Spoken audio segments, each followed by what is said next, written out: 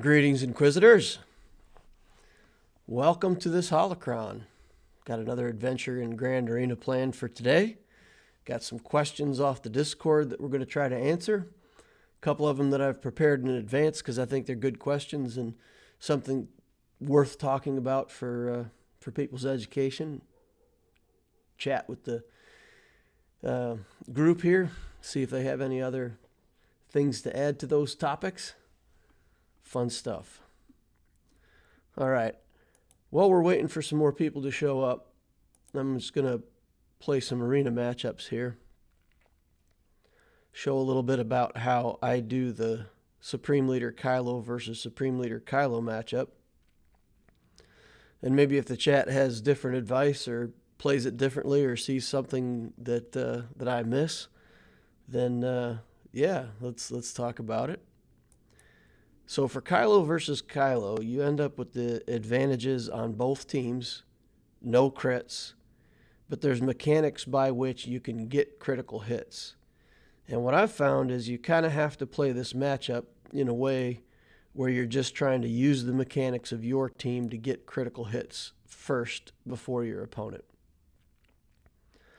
So what I typically do is Kylo Ren unmasked first. I hit him. That takes off the buffs. And then sometimes I can get a crit with the Lobster Trooper there. Then I target the First Order Stormtrooper and I do the mass assist, take his buffs off, and get a bunch of crits. And in this case, see, I got buff immunity on him before he could get it back. Well, now he's got it back. So it's not quite so good, but sometimes you can get that buff immunity to stick for a turn.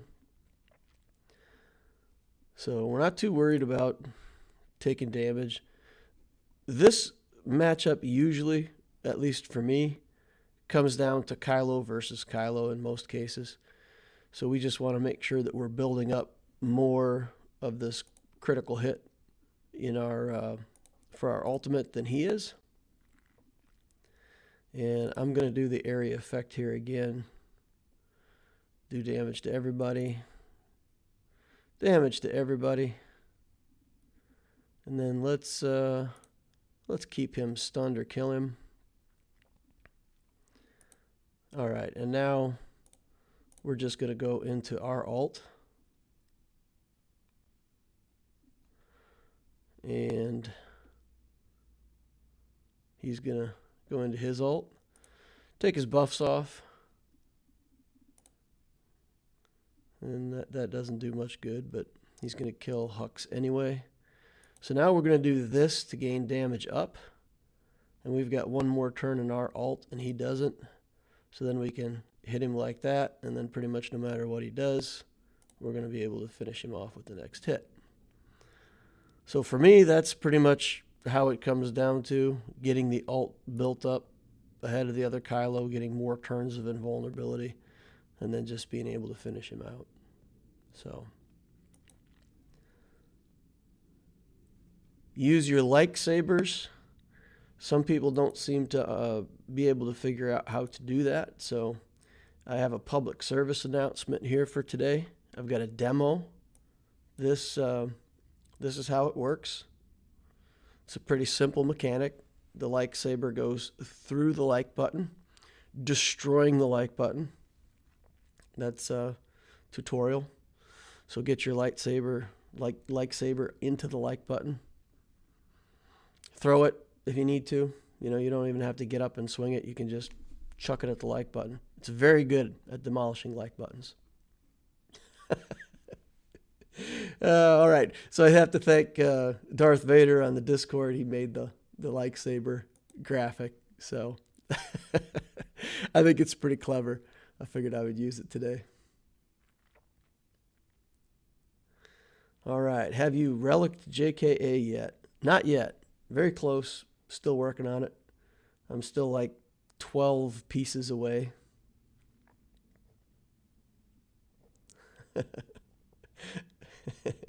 Awesome tutorial. Nice.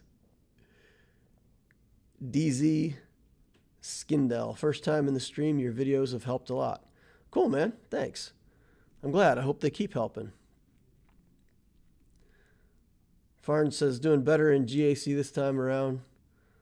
But last one opponent auto-deployed a stone mountain. Yeah, auto-deploys can be nasty. Yep. Cypher X, hello? Alright, so let's continue to do some squad arena stuff, because I haven't played my squad arenas for today, and I do need to get some kind of placement. So in the Loquitur account, basically all we're doing is looking for speed. We got to check people's speed, 253. But he's in kind of a weird team here. There's a Vader in a Padme team. Not quite sure what's going on with that, but I think that's trooperable. For anybody who doesn't know, you've got this little button up here that allows you to search through teams. You can look for teams that are easier for you to kill. So this one's 137, this one's number 138, and this looks a lot easier to deal with than this. So we'll just check Vader's speed real quick and see if he's like ridiculously fast. No, 231. So as long as our troopers go first against a team like this, we feel pretty confident. I throw Darth Vader into this team because he gets all the same bonuses from Piet and all that. So we just buff up and put this on Vader and mow him down. Put that on Bastila, get all kinds of assists, get turn meter now, and let's kill Dooku. Oh, that didn't even hurt him. Look at that. He can't attack back because I'm stealthed. And now we got it under control. Done and done. And Vader just got to sit there stunned the whole time, but oh well. Worse things have happened. He's tanking for me. Vader tank. New tech.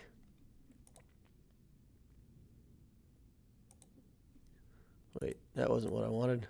Got to complete my daily quests here. Come on now. All right, fleet. We still have fleet to play. Let's see. This is a pretty big silencer. We can probably beat that. Let's go in there and see what we can get. So the big thing is if Spy doesn't go first, then we can't trigger the Hound's Tooth. That's the big thing. All right, so we just take down this silencer. And then we're going to have to get him behind the Bosk, which is inconvenient, but I think it can be done. I've done it before. I've beaten this guy before. All right, so we bring in the Anakin ship, and his area effect gets rid of that silencer for us. Okay. And then we just got to deal with this Bosk. Super annoying. And my big debuff from Anakin didn't stick, so that's inconvenient. All right, I'm not sure we're going to get this one. Are we going to get a reinforcement before we're dead? Nope. Doesn't look like it. All right, well, I don't know. I don't know if this will kill him or not. Let's see. If we can keep the Spy up for another big hit, I think we'll get that Hound's Tooth. All right, let's see. Let's see what we can do here.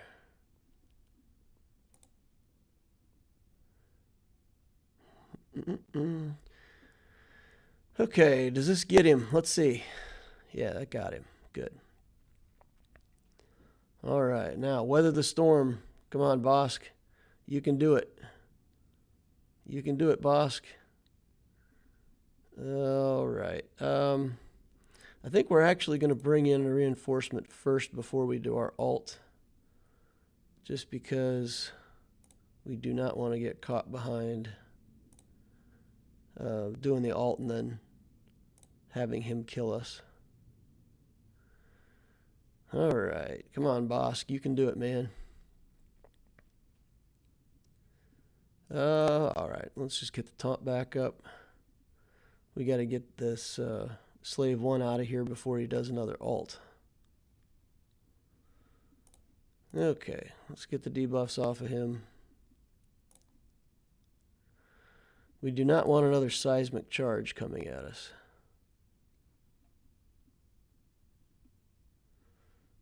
Ooh, ouch.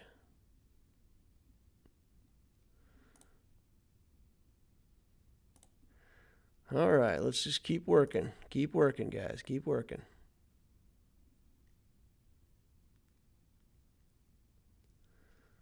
All right, Spy's all alone now.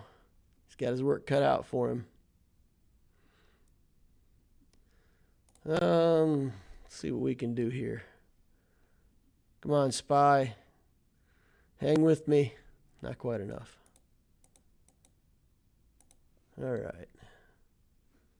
Are we still in top 10 or are we out of top? We're 11, so we got to beat somebody for placement today. We could probably beat him at 8 if we need to. All right, let's check chat here.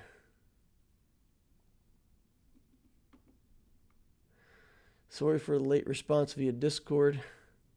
Oh yeah, I'll look you up over in Discord, man. Thanks. Cool. Bookish says 6 and 2 in GAC using the Castle Doctrine.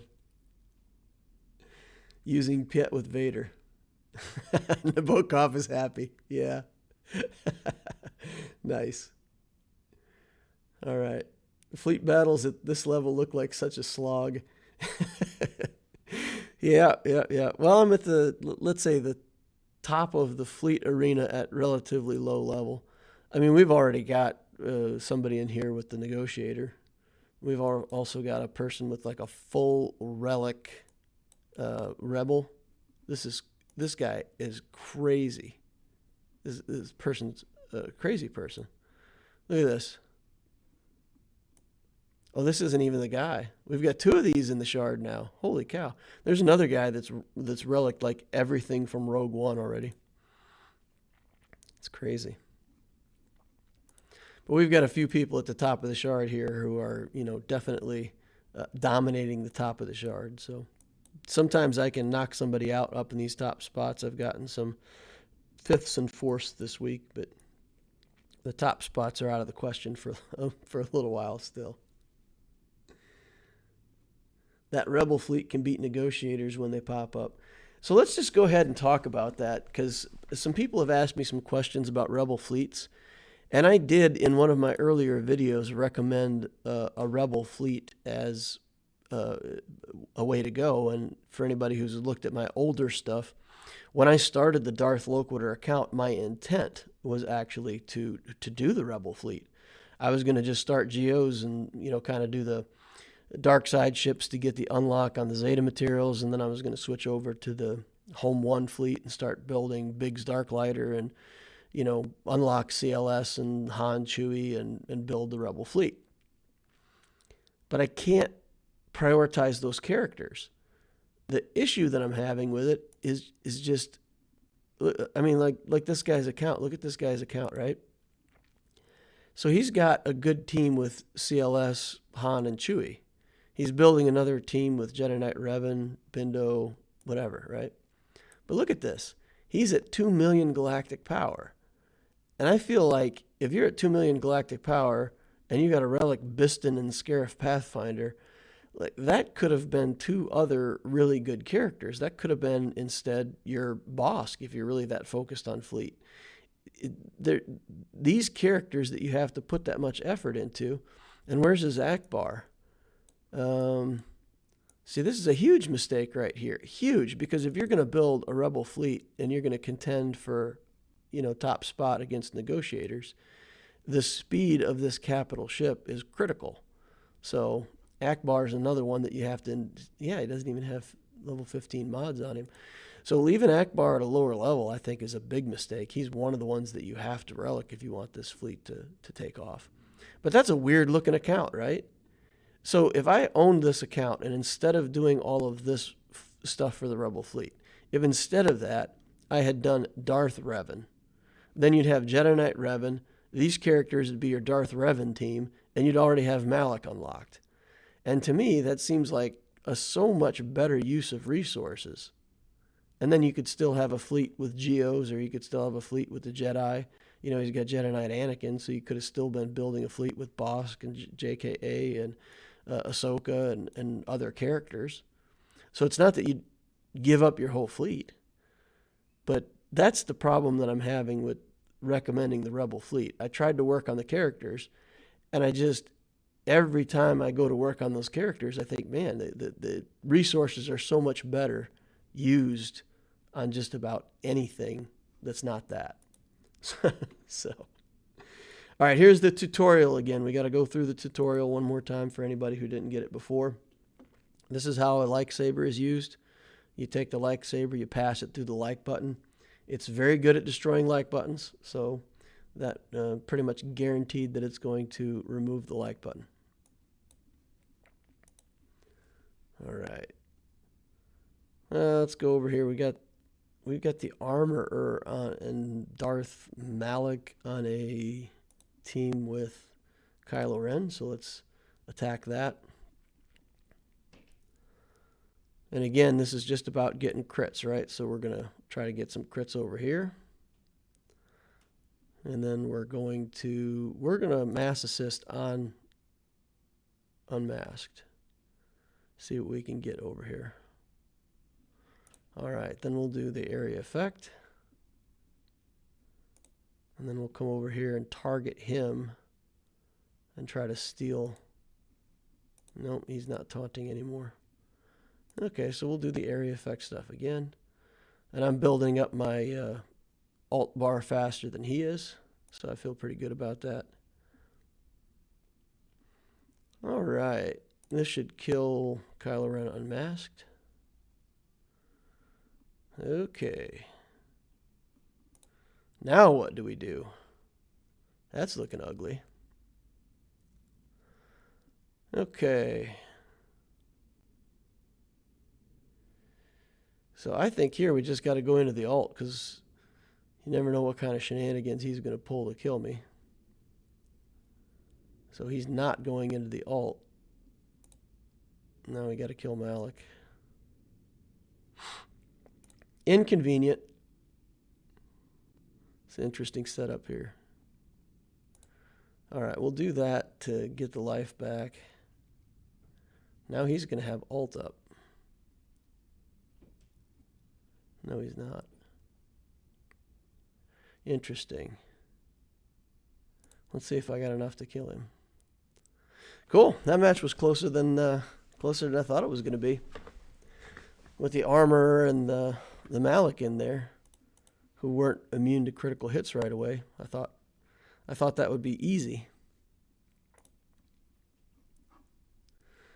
All right, so locking up number 1 in fleet is a good investment. If you can get Negotiator, if you can't get Negotiator or Malevolence for some reason, spending 2 relics to lock up first for fleet is a good investment. I don't know. So here's the thing. Let's take a bunch of different routes. So let's say instead of Biston and Scarif Rebel Pathfinder, he instead relicked Ahsoka and 5s. And he already had Anakin relicked. And he's got Bossk and he's got the Hound's Tooth. When's he going to get his Negotiator? It can't be that far off. So if you build that Rebel fleet, you're maybe ahead of where you could be unlocking the Negotiator. But if you could get the Negotiator 6 weeks later or 2 months later, who cares? You know, that fleet is going to get you top in fleet, or it's going to get you high placement in fleet, however you want to look at it. It's going to do pretty much what your Rebel team was going to do anyway. You might not place quite as highly for those 2 months while you're waiting to get your Negotiator. But one fleet versus the other, my current outlook is just that it's better to invest in the characters that you're going to use that are also pilots, instead of investing in pilots with good ships that aren't really helping you as characters. Armor is an interesting choice on that team. I think the armor basically guarantees you a win when you're on offense. So if you're playing the team and you can play the armor, as soon as Kylo Ren takes that initial hit, then armor gets that extra stack of Beskar, puts 3 stacks of that on SLKR, and then you pretty much win the match no matter what.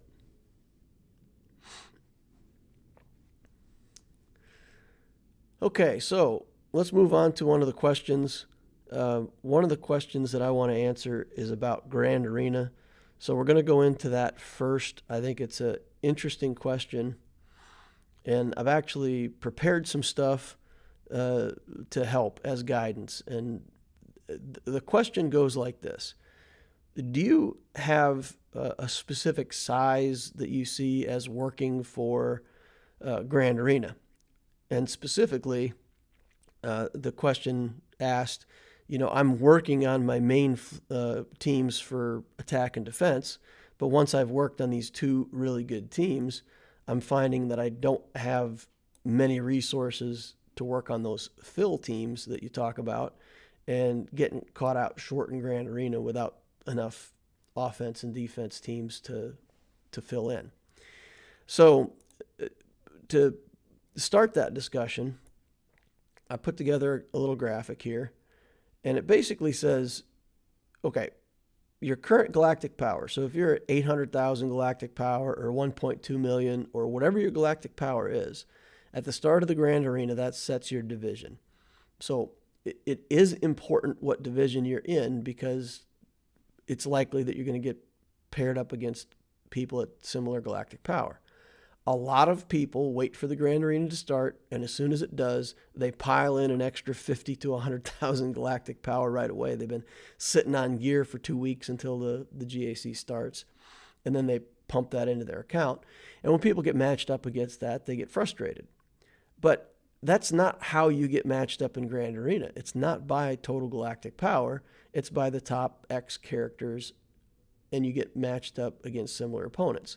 So down at Division 10, I believe it takes the top 30 characters in your roster, and it takes somebody else with a similar total galactic power for their top 30 characters, and that's how you get put in that pod of 8 people. Okay? By the time you get to Division 1, I believe it's your top 70 against their top 70. So if you've seen, I've been getting paired up again and again against people with 1.5 million more galactic power than me on my main account. And that's because at the top level, our top 70 characters are similar galactic power, but then those guys just have, another 30 characters at gear 12 that I don't have at gear 12. And that's why, they have all their galactic power, let's say, in that mid-range, where I don't. Once I get past my top 70 characters on my main account, I'm done. like there's no gas left in the tank at that point. But that's just the way that I've built up my account. And then the thing to understand, if you build a pretty flat account and then you relic a couple characters, the chance that you get matched up against somebody with a very similar account to yours that has a couple relic characters is pretty high, because it's taken off the top end. And if you've got relic characters, you're going to get matched up against people that have some relic characters at the top end. And you can see that from my Loquitur account very frequently. If I have 2 relics right now, then I get matched up against people with 2 or 3 relics most often. I think I matched up with a guy with 1 relic, and I felt proud of myself. I was like, yay, only 1 relic on the other side. But it is decently fair. It's decently fair the way the matchup works. And there's ways to scam it, right? So somebody has said that gear 11 characters don't count in the same way. It may only total up your top 70 characters that are gear 12 and above. So there's some speculation on how it works. So there are ways to set up your account, and if you never relic a character and you build a whole bunch of gear 12s, at some point by the time you get to Division 5, you've just got all gear 12 characters for days. You'll get matched up against opponents also that have, few or no relics. And that is a way that some people manipulate the matchmaking system to try to get an advantage. And experienced players can usually beat non-experienced players against similar accounts like that. So I made some graphs to show what your early game might look like. So let's say you're at 800,000 galactic power and you've got half of it in characters. I'm just, doing this as an example, just so people can get an idea. The best way to work the matchmaking, Griff says, is to have multiple R1 or Relic 0 characters. They take up less galactic power, and it will allow you to have significantly more Relic characters compared to your opponent. That could be. So there's ways to game the system, but whatever. Let's not talk about gaming the system. Let's talk about how to build your account. So here we have an account that, let's say you're building up characters to that gear 10, 11, 12 range. And so this first line here is going to represent the gear 10, 11, 12 range with an average galactic power of 15,000. And let's say your account's pretty flat and you've got 18 of those characters across, 4 of your teams or whatever. And then it drops off from there and you've got some other, 12 other characters out here at lower galactic power. And we're just going to, average like 7,000 galactic power for whatever's left over. And that'll give your account a total of around 350,000 galactic power for your top 30.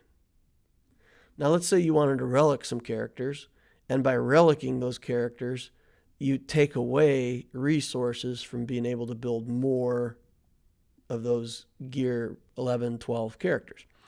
So then your account starts to look something like this. You've got 3 relics, and I just generically said, okay, let's say they're worth 30,000 each for the relics, just as a, estimate. And that's like a relic 5 to relic 7 with some zetas on it, whatever. But so let's say you've got 3 characters like that, and now you've only got 10 characters that are in that gear 10, 11, 12 range, and then it drops off from there, and you've got 15 characters. And this is a little less galactic power, totals up to around 330. Which account do you think is going to win if this account gets matched up against this account? Well, it depends on a lot of things, right? So if those 3 characters are all from the same team, if this is a Padme team where you've got Jedi Knight Anakin, Ahsoka, and Padme relic, then that's your 3 relics.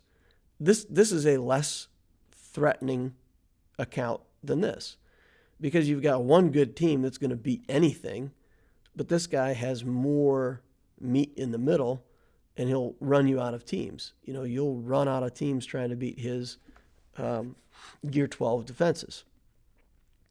So in this, the relic characters are almost a guaranteed win. Now let's say that's divided up over 3 teams. And let's use my Darth Loquitur account as an example. I've got a relic snow trooper that goes with the Imperial trooper team. I've got the relic Geo spy for the Geo team. And I'll have a relic Anakin to go either with the Jedi or with Padme, depending on how things shake out. So those 3 relics will be spread across 3 teams. And now it's looking like I can either have a defense that holds for sure, or I can have, if I play this team, I'm for sure going to beat 2 of your teams, and I'll have a 3rd one on defense, and good luck beating it, right? So my relics are going to make it really hard for this flat account to win. Then in the last account, I've said, okay, let's really just make it a top focused account. Let's say this is somebody who said, I'm going to rush SLKR, or I'm just going to, straight up buy the stuff to get a Revan team going, and I relicked all 5 characters for a Revan team or whatever. And now I'm building my Darth Revan team, and I've got, Darth Revan unlocked and Bastila and HK at gear 12, whatever.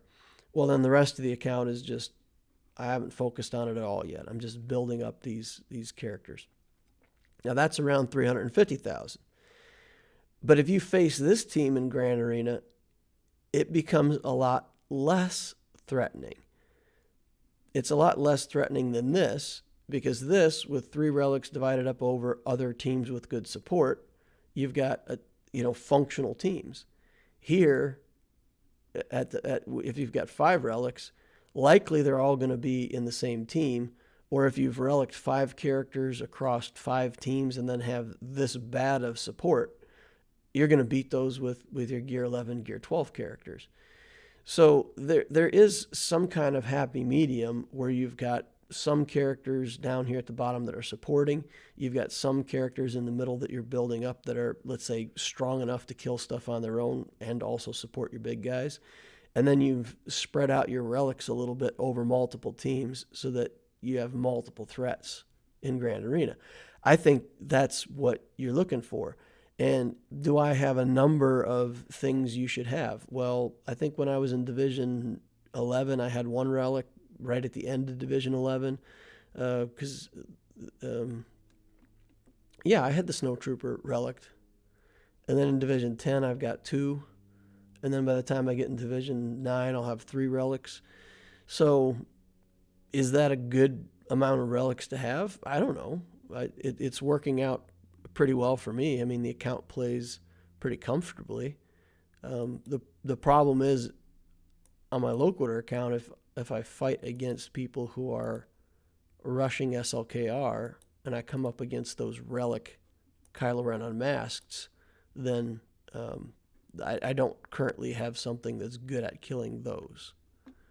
But yeah, that's what this account looks like. You know, it's just got a group of characters in the middle, a group of characters down here that are, you know, less built up that are supporting. But in terms of the squads, we've identified the squads and we've worked on, and you can go back and look at my Darth Loquitur videos, my weekly account updates, and what you'll see each week when I go in here, I'm trying to build up, if I can, you know, a character from this team. You know, 1 character from this team gets a little bit of love. 1 character from this team gets something. And in that way, I'm kind of raising the level on all of these teams a little bit at a time. And if I get 3 upgrades and I can spread them out over 3 teams and make 3 teams a little bit better, I feel good about that. So I don't know if that helps anybody. Again, that's my philosophy on Grand Arena, and it's working pretty well. But if you're focusing so much on your main team that you find yourself in this boat where you really aren't, I'm sorry, we need to get that back over. Get it on play mode. If you find yourself in this situation where you've really, you know, focused so much on your main teams that you don't even have anything to follow it up, then you need to take a break from doing that. Those teams are bigger than they need to be, and work on building up something in the background to do your cleanup. All right. Let's see what we got going on. Like my last opponent, no relic, but more Gear 12 than me. He cleared the front wall and then a couple in the back and couldn't get to fleet. Yeah, that's what I've done to my last couple opponents on the Loquitur account. That's what I'm going to do against the guy I'm playing against today. Let's just look at the Loquitur's matchup for today, because it's going to show pretty much exactly what I'm talking about. All right, let's get in here and take a look. So this guy has that account where he's got 2 relics, you know, some good top end, but then very quickly it just drops off. And I don't understand what this guy is doing, right? This is, I think, one of the mistakes I see, or I think it's a mistake, right? So he goes into the journey guide and he's like, okay, I've got all this first order stuff. I'm building SLKR. Wow, look at that. I can get BB-8 for free. Well, I got to build veteran smuggler Han anyway, so I might as well just get Rey Scavenger and, you know, these other characters and unlock JTR. So he's unlocked JTR in addition to working on SLKR. So all of these characters, all of that stuff is gear that could have gone toward relicking more characters for this. I don't understand what this detour is doing to help him. And if he's going to take a detour, he could take it any time, right? You could have SLKR in your account and go get BB-8 anytime you want. But it feels like almost, well, I'm going to unlock this because I can. And then because I'm close, I'm going to go ahead and unlock this too. And then he ends up with an account just like what I'm talking about. 5 things on the top end right here. And then a quick drop to a few things. And then, just runs out of gas. And again, it's not that it's wrong to build an account this way. It's not. For playing the game and for doing stuff outside and conquest and whatever, this is fine. But in Grand Arena, he's just going to run out of teams too fast. So what I did against him is I said, okay, I'm going to put a decent team here that you're going to have to work. You're going to have to do something for that. Nothing good, but you're going to have to do something. And then I put my Padme team right here. And I said, okay, if you keep your relics for offense, you're probably going to have to use them to beat this Padme team.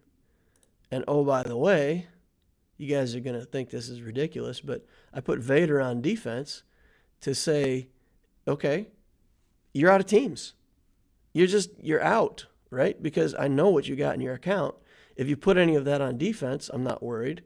If you put it on offense, you're going to get either this, because that's got a gear 12 and it's got good synergy, or you're going to get this, and you can see he tried one battle over here, couldn't get it, and he's done.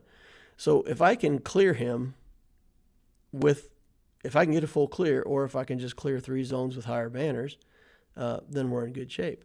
So that's the risk if you build a team that's that top heavy, is you'll just, and to get run out of teams like this in 3v3, man, if he was in 5v5, he'd get run out of teams even faster in 5v5s, and then I'd be underdogging with like 1 character. Also, anybody, everyone listen, if you are going to rush SLKR, this is the first character you want to relic. Agree with that 100%. This is the second character you want to relic. Sith Trooper, absolutely no question. Kylo Ren, third character that you want to relic. Those 3, if you relic those 3, that's 3 different teams. You can put Kylo Ren unmasked on defense as a brick wall, put him with whatever, who cares. You can put a relic Sith Trooper with 4 other garbage troopers, give him the Zeta. Every time a garbage trooper gets killed off, he gets to go, and he does escalating damage every time somebody dies. So you take in a bunch of garbage troopers, they kill 1, he goes off, they kill 1, he goes off, they kill 1, he goes off. It's not a high banner win, but you can kill almost any early game team just by repetitively blasting them in the head with him. And then Kylo Ren can solo a lot of stuff. So just with these 3 relics, you've already got 3 Grand Arena teams. Functional. All right. Off subject, but can you show how you mod nest? I mod nest tenacity. My whole thing with nest is just don't get debuffed. If you get dazed, if you get stunned, then your nest is done. So I just have my best tenacity mods with tenacity subs. And, 10 tenacity, that's pretty good. Tenacity cross, tenacity here.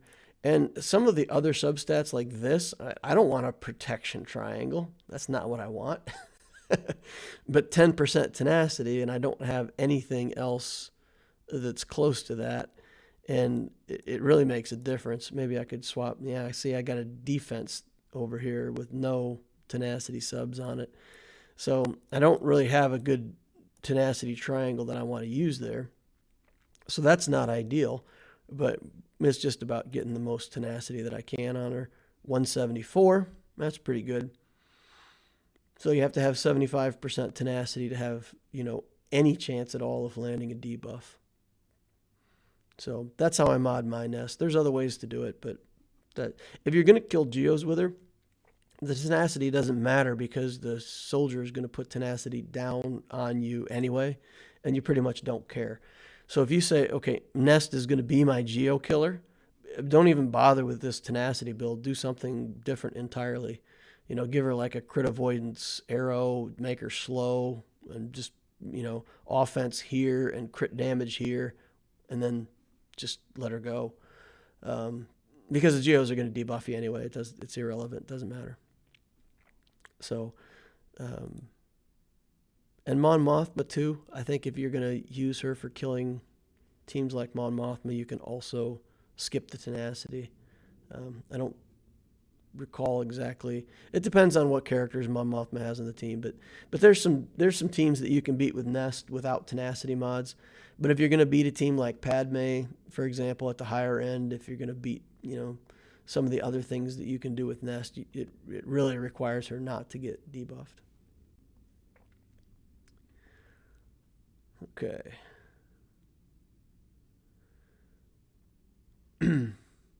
Let's see. When is the Relic 7 Ezra only Thrawn unlock? I don't know. What I'm going to try to... I don't know. I don't know if that's going to work.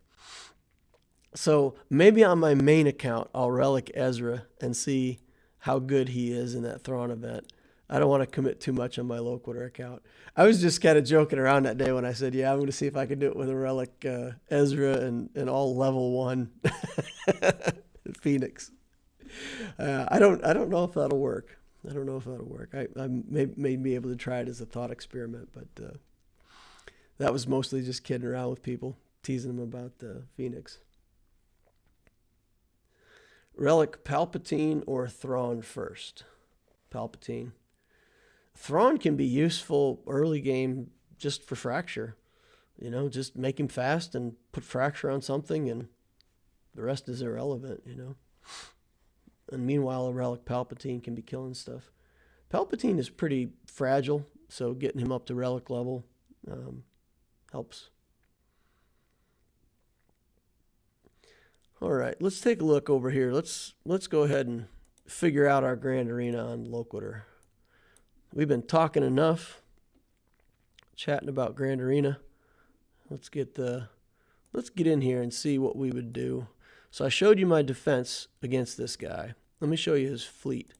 He also has a ton of fleet. So he's got the Relic Silencer, he's got Geos, and I very nearly put my Geo team on defense because I thought he doesn't have anything. He's got nothing that can beat my Geo team. But then I thought if he puts his Silencer on defense and I put my Geos on defense, then I'm not sure I can beat his Silencer with what I have left over. So in the end, I just put my weaker fleet on defense and said, fine, we'll deal with it. So what he put on defense, we've got the Jedi Training Ray team here, little guys, and we've got a 39,000 galactic power resistance team over here. Now I think they already have that ability to go when the leader dies, so this is kind of I'm not too scared of them going, but still, if I kill him off too quickly, then they'll take a lot of turns, and we don't really want that. So since I put Vader, I have one less good offensive team, but I did keep the Geos. And the reason I kept the Geos for offense and played it the way I did, if he would have put that Kylo on defense, there's no way I can get through that Kylo. Spy is the only thing in my entire account right now that could get through that Kylo. So if I was him, I definitely would have put that Kylo, no questions asked, he would have been on defense. And he may still be. I may find that Kylo right here on the back wall. Okay? So with that in mind, I'm going to keep that Geo team. I'm going to keep that Spy. And we're going to Trooper this. And then if, you know, no matter what's back here, I can Geo that. And then I can finish this out with Jedi or Bounty Hunters or whatever I need to. So that's my plan.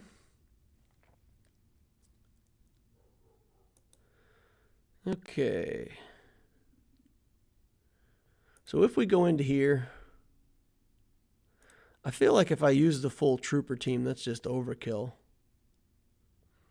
But with Veers, if I use the snow trooper, I don't have anything to accelerate. So let's see if I'm faster than them. If my snow trooper goes first, so 170 on Ray,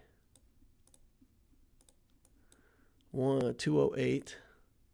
Yeah, so I have to have somebody to boost up my speed so that I go first.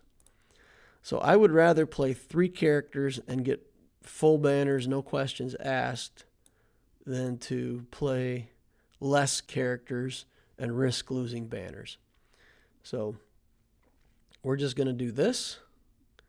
And even if BB-8 goes first, I think, yeah, because we'll get 20% turn meter. We'll get 10% from the passive, and we'll get 10% from the offense up. So that'll put Snow Trooper fast enough that even if BB-8 goes first, we'll go second. Or Piet will go, then BB-8, then Snow Trooper. But I think we're good. I think we're in good shape.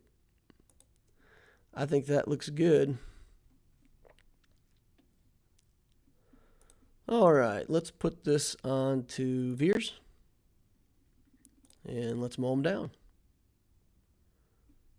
Okay. Easy. Brilliant. You can use days if turn meter becomes an issue. Turn meter, it turns out, it's not an issue. All right, so Easy Street, 28,000.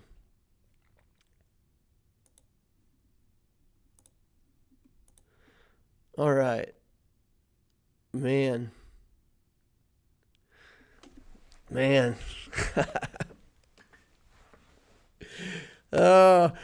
This is so easy, and I'm so confident of a full clear that I kind of want to play around now. I kind of want to mess around. So against this team right here, what do you guys think of this?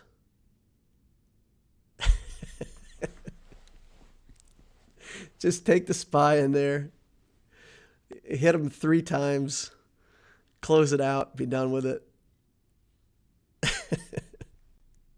Stormtrooper solo. Well, how about this? Does this work? Can we kill them with this?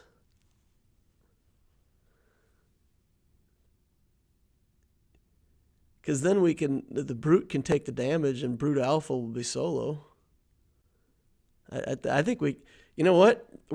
Maybe we'll try Brute Alpha solo here, and we'll try Spy solo on that front one. And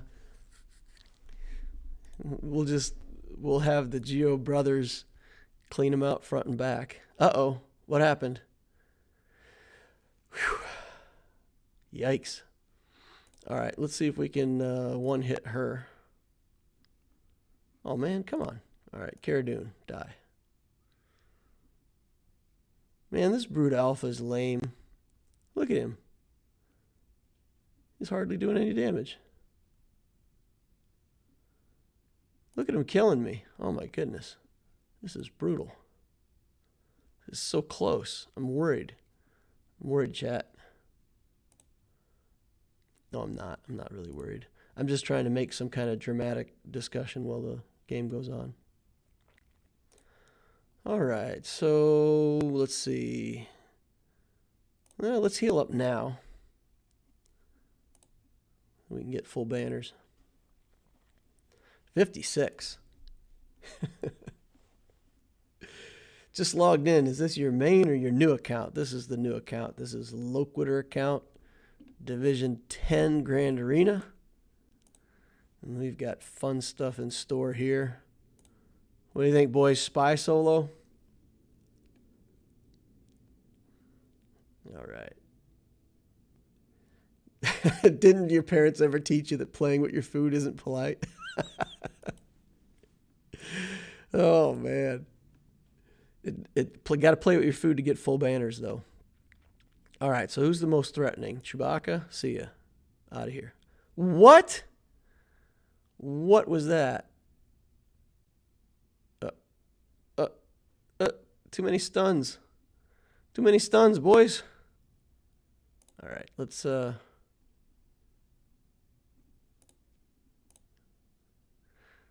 Wow.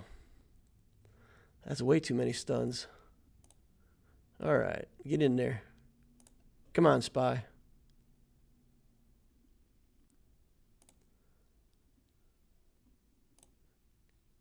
Doing work. 54. It's the same as a full team of 3. Not even impressive. Too many stuns. Too many stuns. But our spy was fast enough, right? I was surprised that I didn't kill him in one shot there at the start. How did I not one-shot that Chewie? Maybe I should have gone for Han to guarantee the one shot. Hey, look at that. 954 to 954. We're at the exact same banners. We're tied.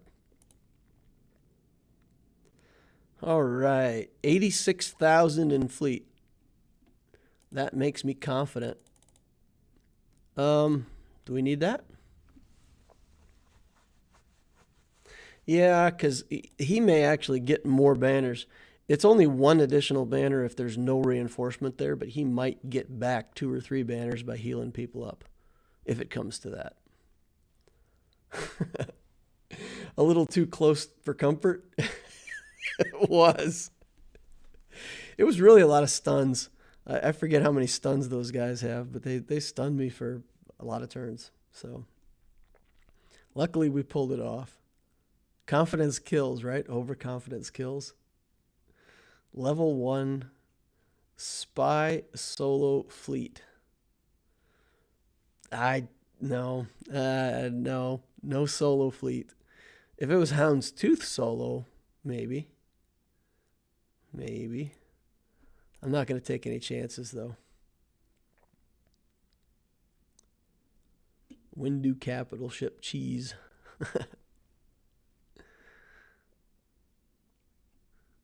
All right, so let's see.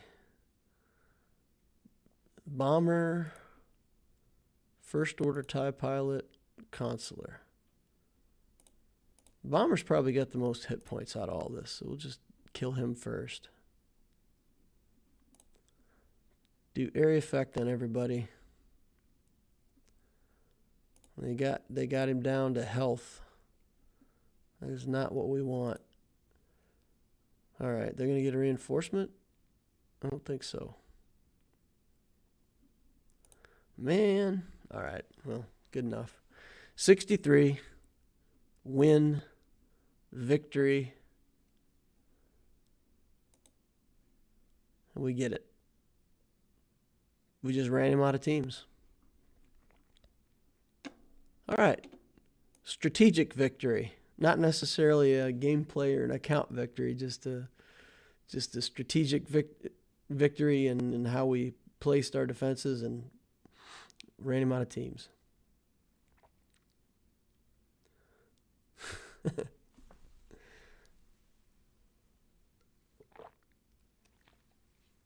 All right, so some other things we want to talk about.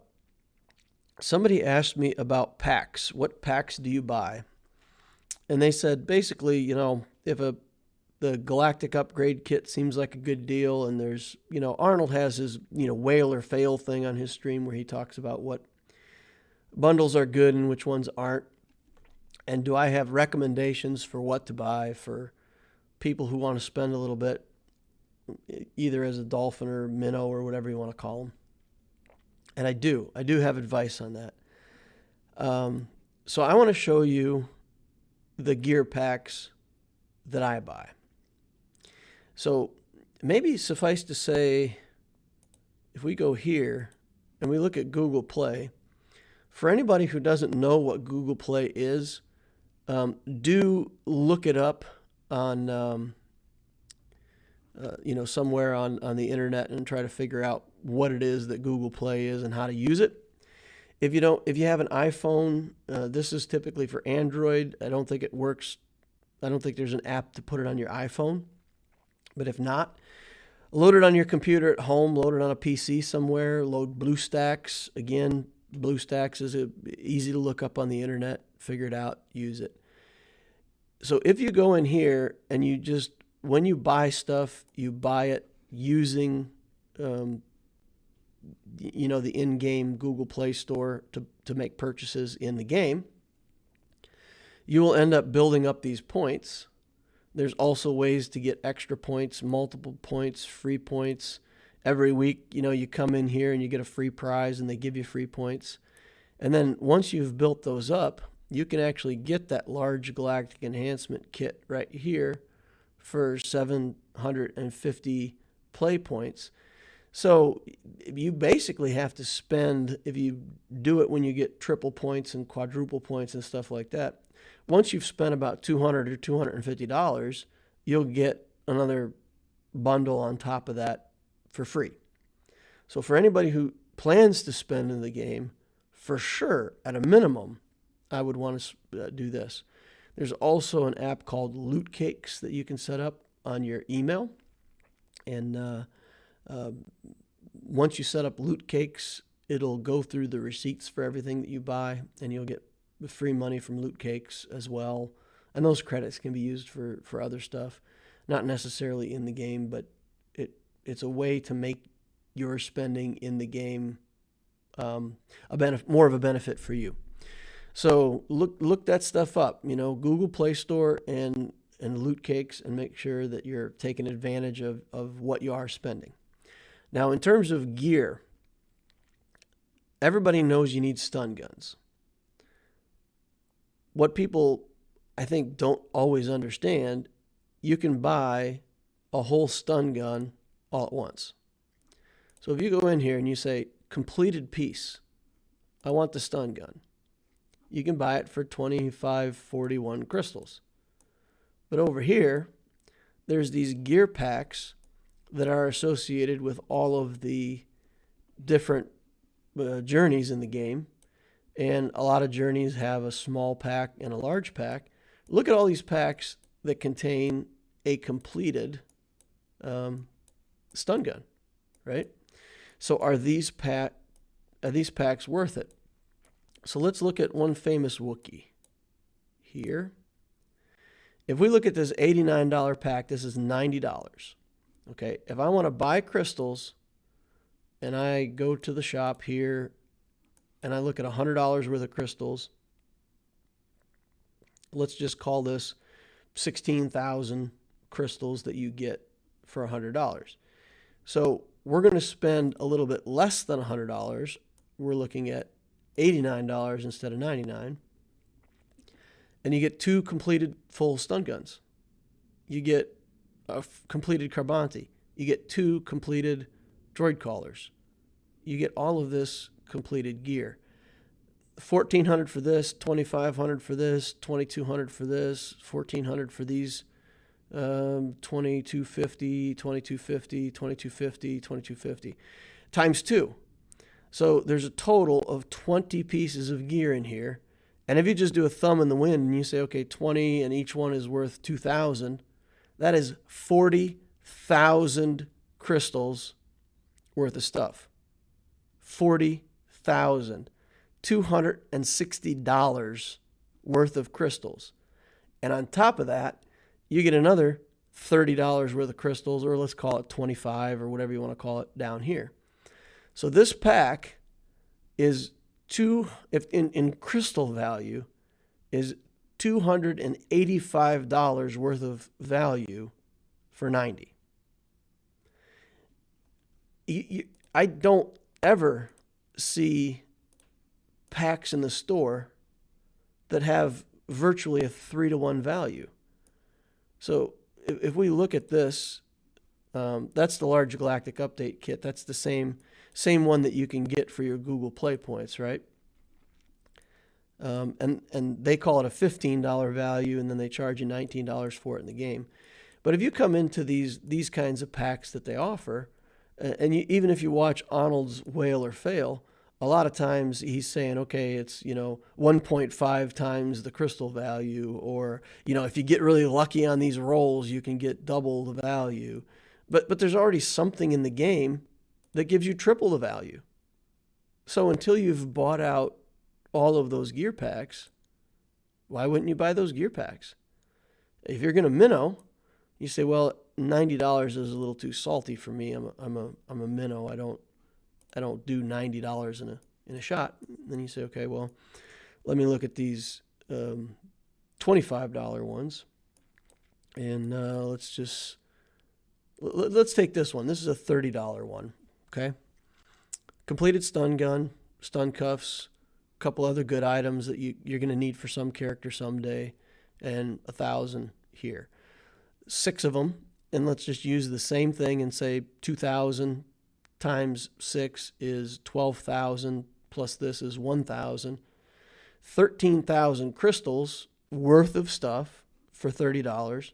It's $90, $87 worth of stuff for $30. It's a 3x value.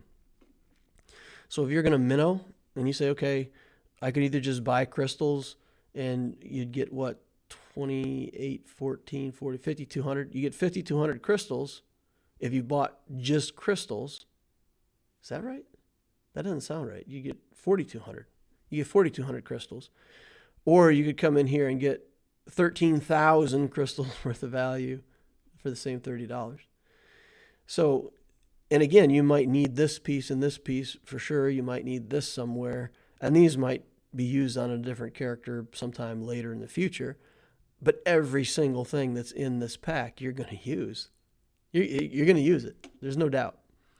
And because you get it here, then you don't have to farm it, or you don't have to buy it out of the shops. You can do other stuff. So again, I don't know. There's probably more science that people could do behind it, but just kind of rule of thumb, what do?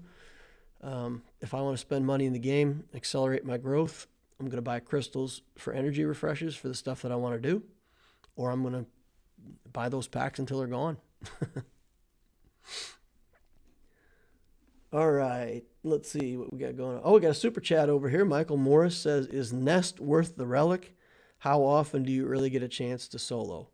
The answer is yes, Nest is worth a relic. Absolutely, no doubt at all. Relic that character, you will never regret it. I'm still soloing with Nest at Division 1. It doesn't always work as well as it did at lower levels, but when can you find a solo for Nest? 90% of GACs. In 12 rounds, there may be one round or two where I don't find a great opportunity for Nest, but then she can go into a different team and not do a solo, but do a 3-character team or something like that.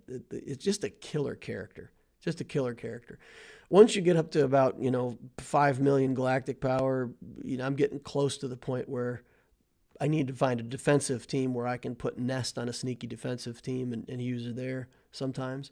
But even so you relic her, you use her for your first 5 million galactic power worth of whatever you want to do, and then she goes into a defensive team somewhere. So the character is there's no possible way that Nest is wasted resources.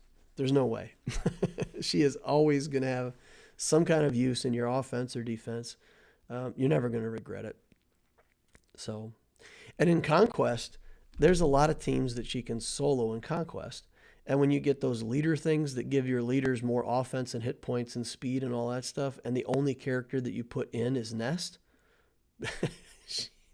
she's a monster. She was killing Relic 3 teams for me in hard mode, or Relic, whatever the lowest level of Relic is, 8, 7, 6, 5, 4. So Relic 4, Relic 5 characters, like the first 2 zones, I could solo with Nest once I got some discs. It's silly, but yeah, no, she's really that good. Really is. Prices are too inflated in this game. $99 is a lot. Well, People are paying it. So it's supply and demand, and the prices are set by the demand. And if people are willing to spend the money, then it's not priced incorrectly. They have a lot of good dolphin snacks.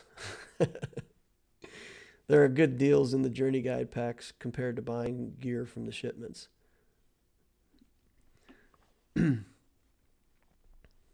Arnold is just impatient and does it for content. Yeah, he does it for content, but he also does it for, the whale or fail, to try to tell people whether it's worth it to buy a pack or not. So that's the stuff that I was referring to, where he's talking about the value of the packs. And there's relic packs that he's big on, and he thinks that the relic packs are a really good deal. And that's how he does it. He breaks it down by crystals. But those are the best ones that I found in the game. All right, Newt, Dooku, and Nest is a pretty annoying defensive team. Sounds like it. Yeah, Nest in a Scoundrel team is annoying.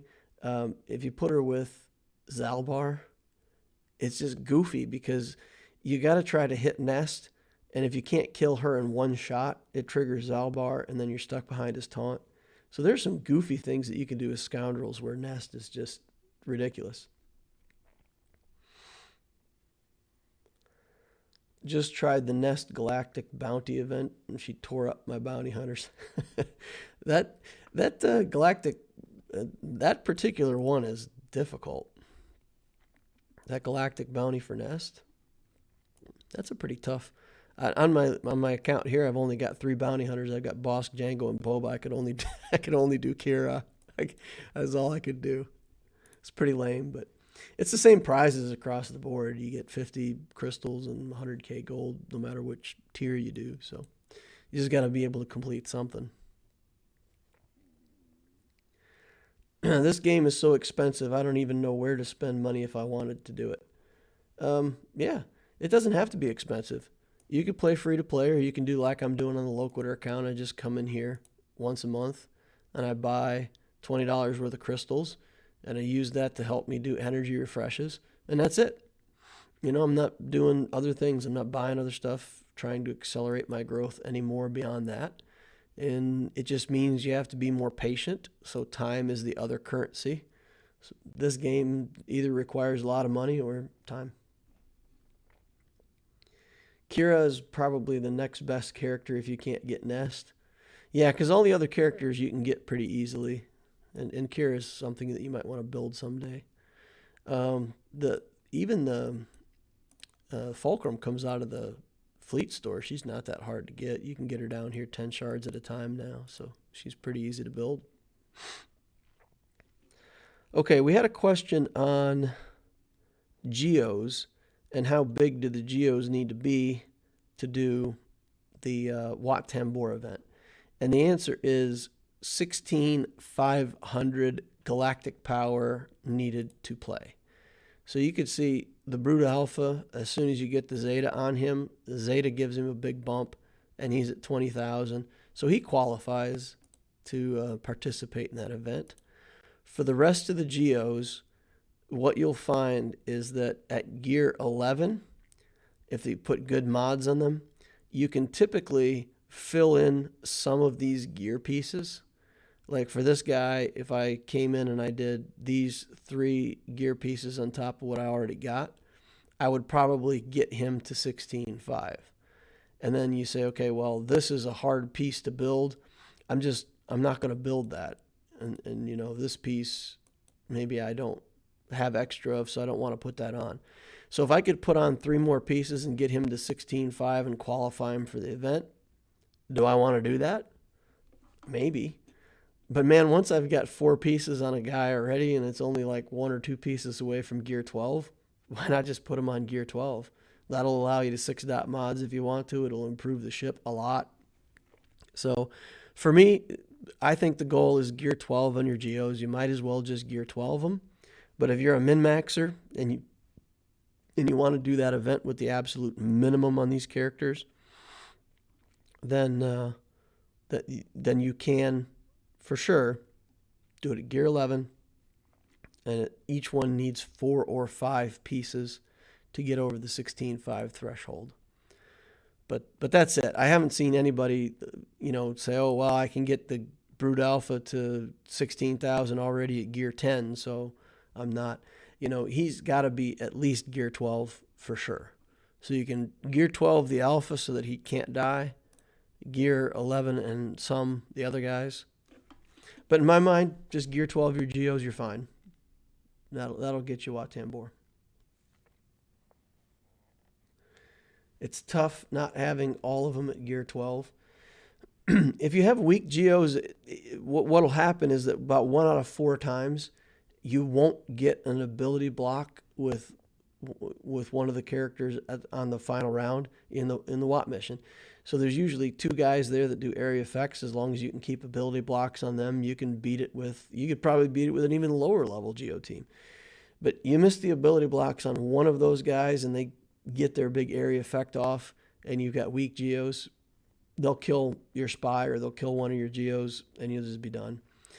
So that's the risk. And if you can complete it 3 out of 4 times and the 4th time you fail and you say, well, it's not worth a whole bunch more gear just to make sure that I don't fail that one other time and nobody really cares, that's up to you. That's every player has to decide for themselves. But I feel like there's always a use for gear 12 Geos just because the ships, the 3 Geo ships it's a good cleanup fleet. It's a good, even if that's your 5th fleet and you say, man, I've got a whole bunch of other good fleets. Well, if you've got them in the bank as your 5th fleet and you just bring them in and, mop something up, put them with a malevolence, do whatever you need to do. So for me, Geos are worth the investment. And if you want to be sure thing, relic your Brood Alpha. And then you pretty much got it. Relic your Brood Alpha and make your spy so that it can't be one shot. And you'll get it every time. Okay. When are you going to be able to relic Anakin? Tomorrow, I think. I need 10 pieces. So I should be able to farm that out after the refresh today. So when I do the account stuff for tomorrow, I'll be able to relic Anakin. And I got to tell you guys, this came out of nowhere, but look at this. Look at this guy. 4 of his pieces are ready to go, and none of those 4 pieces are needed for Anakin.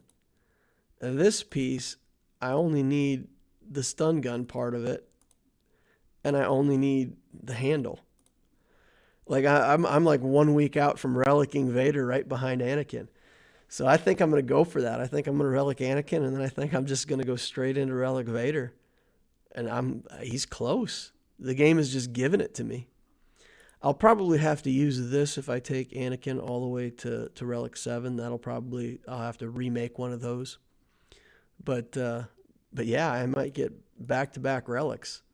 That would be nice, have that Vader relic.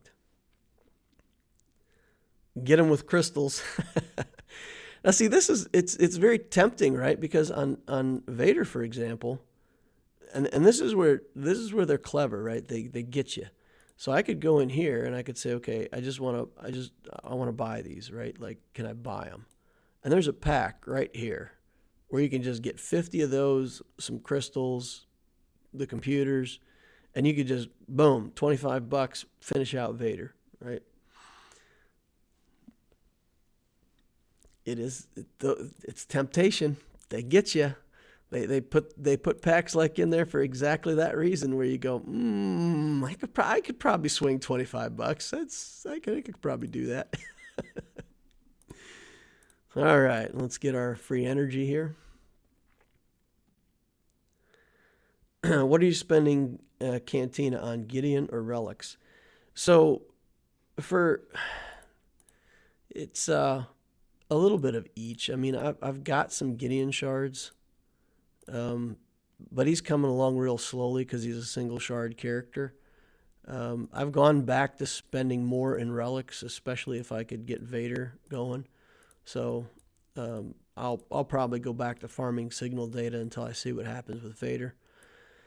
And then I think, because I haven't even started Moff Gideon yet, what I'll probably do is I'll probably switch over to Marauder and work on him out of the Cantina because I need him for C requirements anyway. And I'm pretty soon going to have some gear to build him up. So I might start farming Marauder instead. And Gideon can be, I think I've got, what, 5 stars worth of him? 4 stars? Where are we at with Gideon? Let me check here real quick. Yeah, so we've got 145 as 5 stars, right? So I could get him to 5 stars right now and start building up his gear. And then when he starts to get like gear 10, then I can come back here and start farming his shards out and finish him out. So that's what I'm going to do. I'm going to kind of wait on Gideon, I think, farm more signal data, and then maybe work into that Marauder and come back around and finish Gideon when I'm actually working on him. So I've got like 3 characters that I need to start, but I don't want to start them yet. I don't want to blow up my galactic power. I need Gideon. I want to do Ezra, and I want to do Kenobi. So I think next week I'll probably activate Kenobi and get him started. But then I really just got to focus on Padme, Relic Vader, and just, work that top end. Because just like I talked about, right, you got to work on the middle, but you also got to work on the top end. So I think where I'm at right now, get the Vader Relic, get Padme, at least 2 more gear tiers, and then, start working on some of these other characters. But the resources get spread real thin, and then it just becomes a grind where week after week you're just going in, grinding out your gear farms, getting a little bit of progress, and you just got to keep grinding. That's, like you guys said, it's an expensive game if you want to hurry that up. Are you going for a Galactic Legend on that account? Yeah, we're working towards Sith Eternal. Not fast, but we're working on it. I can't lose. My Vader came with an actual price tag. Yeah. Hey, Vader's got a nice suit, but I heard it cost an arm and a leg. This is the reason I'm free to play. If I were spending, I'd spend way too much. Yeah, well, it's a slippery slope, right? Once you open the wallet, all the money flies out. Yeah, could definitely happen that way. Okay, and then somebody asked me about my main account. I had a bunch of questions about my main account, and so the first thing I'm going to do is clear some stuff up about my main account.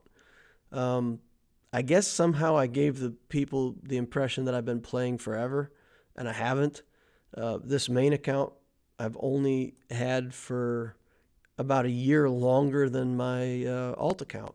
So this account was started in October of 19, and I have spent probably more money than I should have, but yeah, I've spent $100 a month on crystals every month. And then I've bought those $89 and $29 gear packs from time to time to accelerate my stuff. I whaled on Moff Gideon, bought a bunch of crystals, and bought him when he was in the shipments. So I have spent money on the game, but my Aleura account is only a year and a half old. So for anybody who is wondering, why don't you have a Revan? Why don't you have a Malak? You don't have your Malevolence built yet. Like, you're so far behind. Well, I don't know. I don't think I'm behind for as long as I've been playing the game. Now, if I've been playing the game for 4 years, then yeah, where's the Revan? Where's the Malak? Why don't I have that stuff? That makes a lot of sense. Cypher X says, gotta go. All right, see you, man. See you later. What GP is it at? My main account's at 4.5 million, 4.7 million galactic power. And, that's why I got things like this. I got Commander Luke with no Zetas. I've been able to gear 12 of him. I haven't been able to commit to the Relic yet because I'm always doing other stuff. And I'll get him. Zetas, here, people ask, why don't you have the Zeta on Palpatine? No Zetas on Palpatine. I've only earned X amount of Zetas. I think 51 Zetas or whatever I've got applied right now. That's all I've ever earned. Can't have more Zetas if you don't have them. So there's a lot of characters that could use a Zeta, for sure. Lots of them. But what Zetas do I want on my account? So the quick answer to that is none. So I want the Zetas on my Sith Eternal Emperor when he pops up. But other than that, there's Zetas that I could have. I got 3 Zetas for Commander Luke. I've got Queel that I need to Zeta. So there's stuff that I'm going to Zeta, but I don't feel like right now there's characters where I'm going, oh man, I really need to get a Zeta on that character right away. Maybe it's just a patience thing. I don't mind if my Palpatine doesn't have a Zeta on him for the next 2 years. I don't care. I can use him the way he is. I could use him with a Zeta. It's not something that bothers me. And it seems to bother other people, but it doesn't bother me. I don't mind. I only have a certain amount of Zetas. I put them where I feel like they're most effective. See, I did build up the Night Sisters, and I put a bunch of Zetas on Night Sisters. And those, I do kind of wish that I'd put somewhere else, because I kind of half committed to the Night Sisters and then didn't end up building them, and now they're stuck in the middle here somewhere where they're just mediocre and not that great. But I'll eventually finish out the Night Sisters to a little higher level too, especially Daka and the Zombie, because those two could be used as a combination as a tank for just about any team in the game. Just stick them in there. So yeah, that's why I'm behind, or apparently behind, on a lot of this stuff in my account, because when it comes to this stuff, I just haven't been in the game long enough to have everything out of these shops. So I'll get it. We've got the Malevolence on the way. We cooked up 105 shards on that so far, and we'll get that finished out within the next 6 weeks or so, I'm hoping. And then we'll have both these capital ships, and then I'll finish out one or the other. And if I ever want to go for Knight Luke, I do have to. Where is she? Oh, she would be on this slot, I think. I don't have enough Rolo, Rebel Officer Leia Organa, because I never played in enough of the Lightside Hoth battles to get her shards. So I would need to buy her.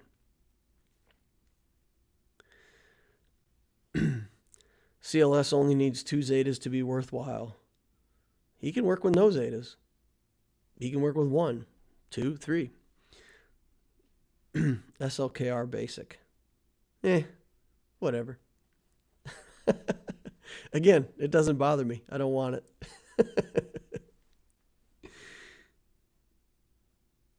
All right. I have 5 Zetas I wish I'd never put on. Yeah, that happens, especially when you start building a team and you commit to it a little bit and then you give up on it. That's what happened to me, in a couple cases. And in a couple cases, I circled back around and made good on it and finished out the team. And in a couple cases, like the Night Sisters, they're stuck. How's the ticket farming going? Good. We've got, where are we at now? I think we just got one more event to play. So if I go to the event, we've got one more of these to go. All right, I'm 50 away. Once I complete this event one more time, I'll have the character, and then I'll be farming for his ult. Yay! Fun stuff. And I'm not going to wail on C either. I'll build up his gear in the way that I build up gear all the time.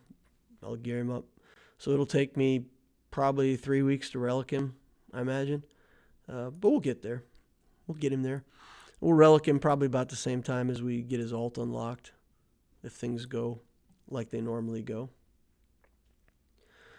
What direction do you think Swigo is going with Bad Batch or Mandalorian characters? How should we prepare? I don't think you should prepare at all. So if you're a newer player, if you're at 5 million galactic power and you want to go with Bad Batch, then go with Bad Batch. If you're at 2 million galactic power and you want to go with Bad Batch, don't. There's so much other good stuff that you could go for in the game. If you're at 2 million galactic power and you're looking at Bad Batch, stop looking at Bad Batch. Look at these 4 characters right here. Which one of them are you going to build? Build that. Build your Supreme Leader Kylo Ren, C, Rey. One of these three are easy to build, relatively speaking, in an early game account. Build them. Don't build Bad Batch. If you've already got 2 Galactic Legends and 5 million galactic power and you want to go for Bad Batch, that's up to you. It's a relevant discussion. But my advice for any new player is don't chase the new content. Don't chase it. Even if it turns out that Hunter is like the greatest lead in the game, he's single shard drop. You got to pay money for him right now. Eventually he'll show up in the shipments and you'll be able to buy him right here. Well, if I wanted to wail on Dark Trooper, I'd wail on him when he's here. I certainly wouldn't wail on him when it's random shards. But if you want to do that for Hunter because you think he's the best character in the game, hey, it's your choice. But for a low-level player, newer guy, 2 million galactic power or less, there's so much stuff you can build in the game before you even need to worry about the new content. Don't chase it. No way.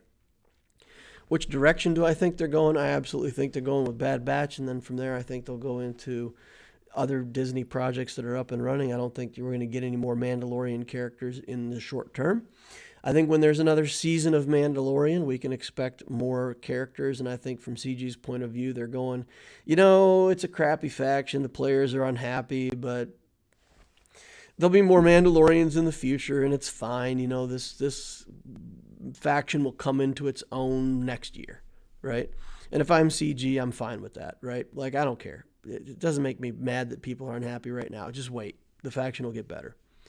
So that's, I think, what their approach is on it. And they like the strong, silent approach where they go, just wait. Just wait. It's okay.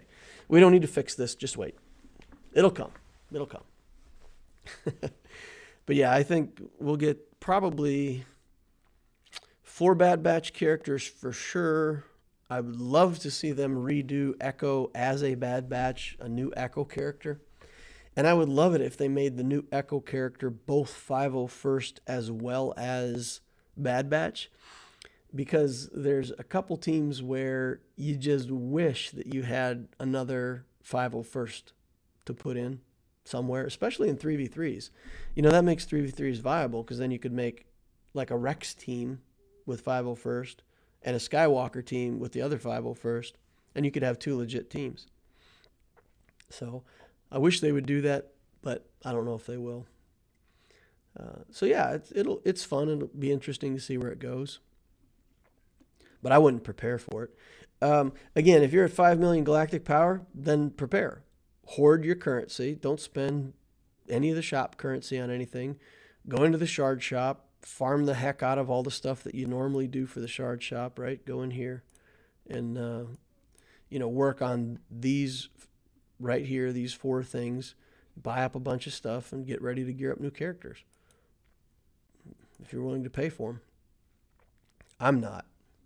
I haven't seen anything that makes me want to chuck down a bunch of money on Bad Batch. Not yet, at least.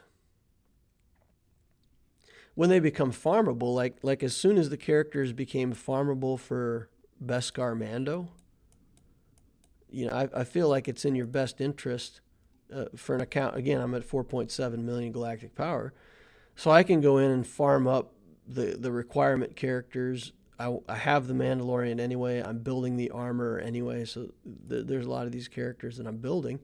So, I went in and got the requirements and unlocked Beskar Mando. Haven't put any effort into him, but I've unlocked him so that I can complete those stupid feats that say, win this with Beskar Armor Mando in your team. Then I can just put my First Order Supreme Leader Kylo Ren, 4 other good guys, and chuck this guy in there just to just to meet the requirements of the feat. But that's how I feel about the new content. I mean, I literally unlocked the new content for Galactic Challenge feats. That's it. That's it. With the Bad Batch, that'll bring us 10 clones, possibly work out 2 full clone teams. Yeah. Yep. But the Bad Batch should be a standalone team. They should be a team that doesn't need Shakti or another leader. I just think for 3v3s, it'd be cool if the Echo was tagged with 501st for 3v3s. Selfish on my part.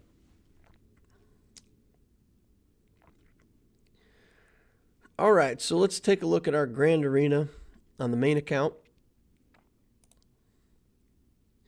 What we got going on over here.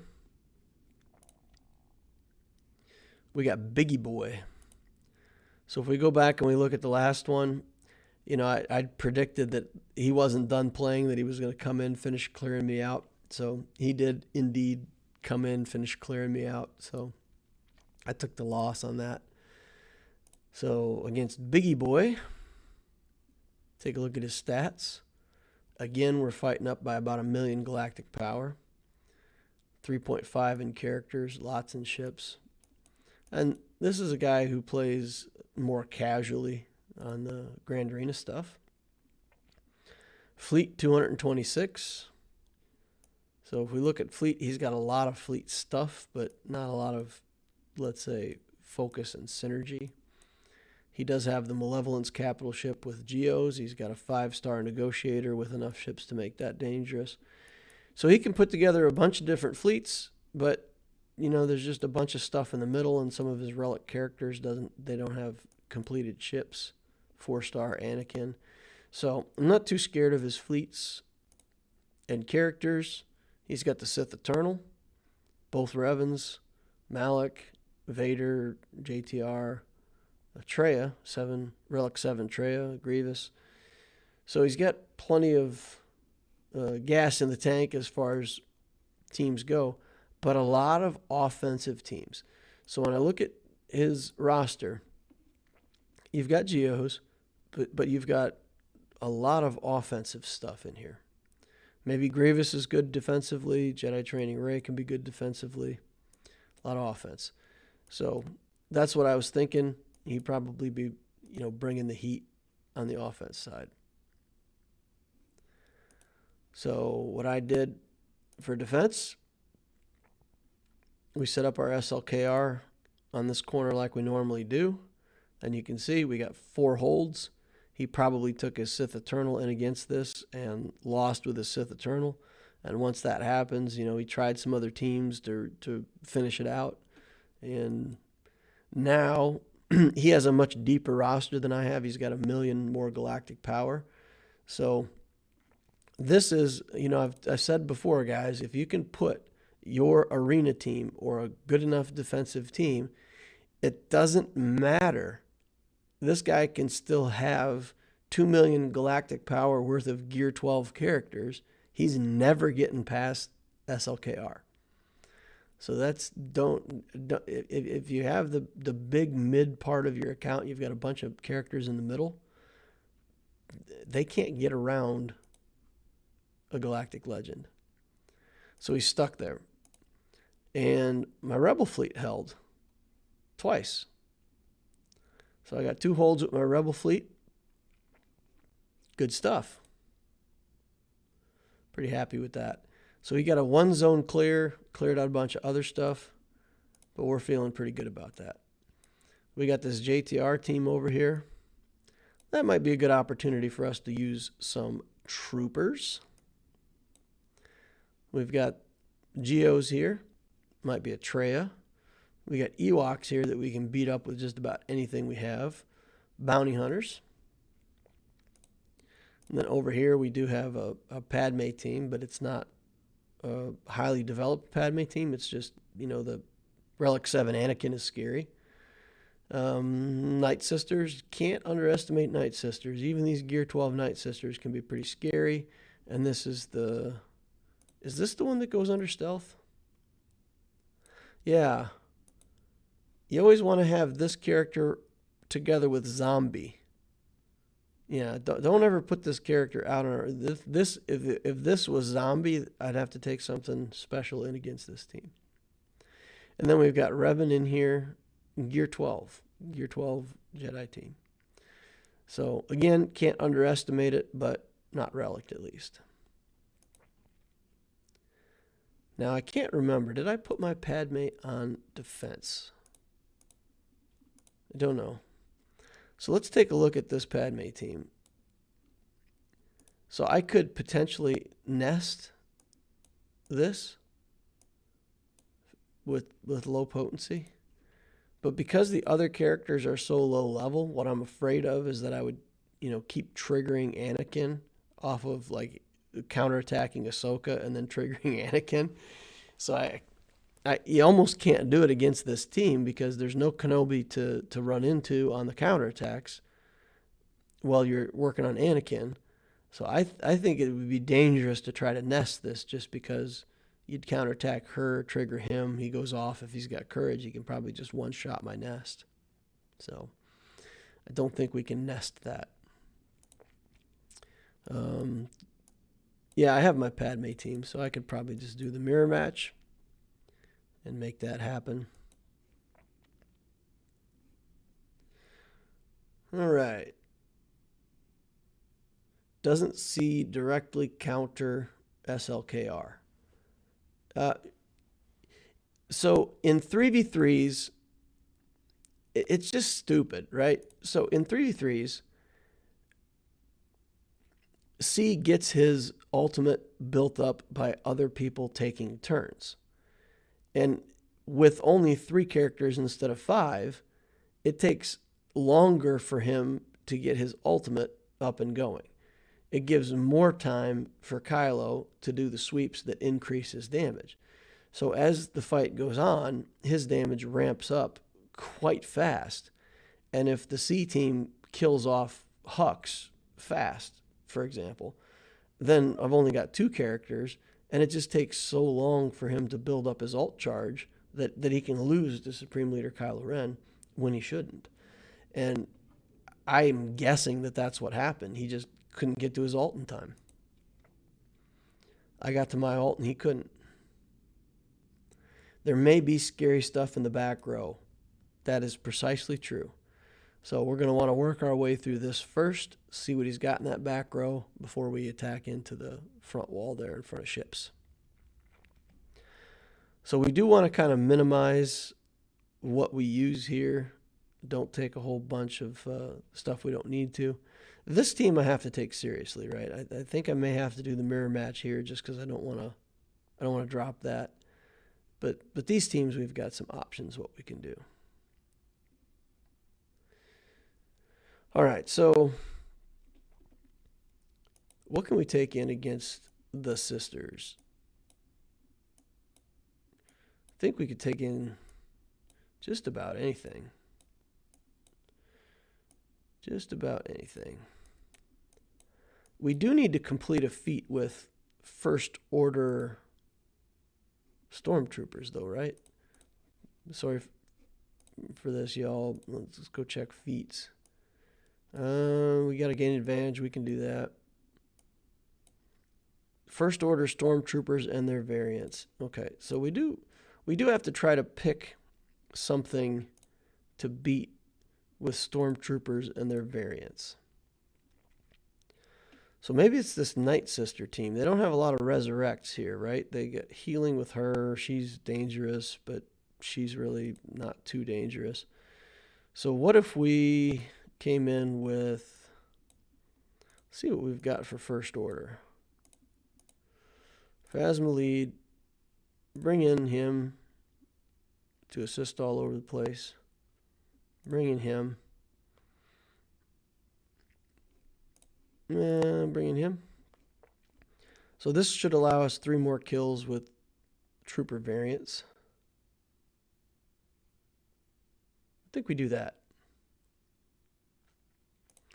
And then maybe we can take in that pilot on the other, on the Ewok team, for example.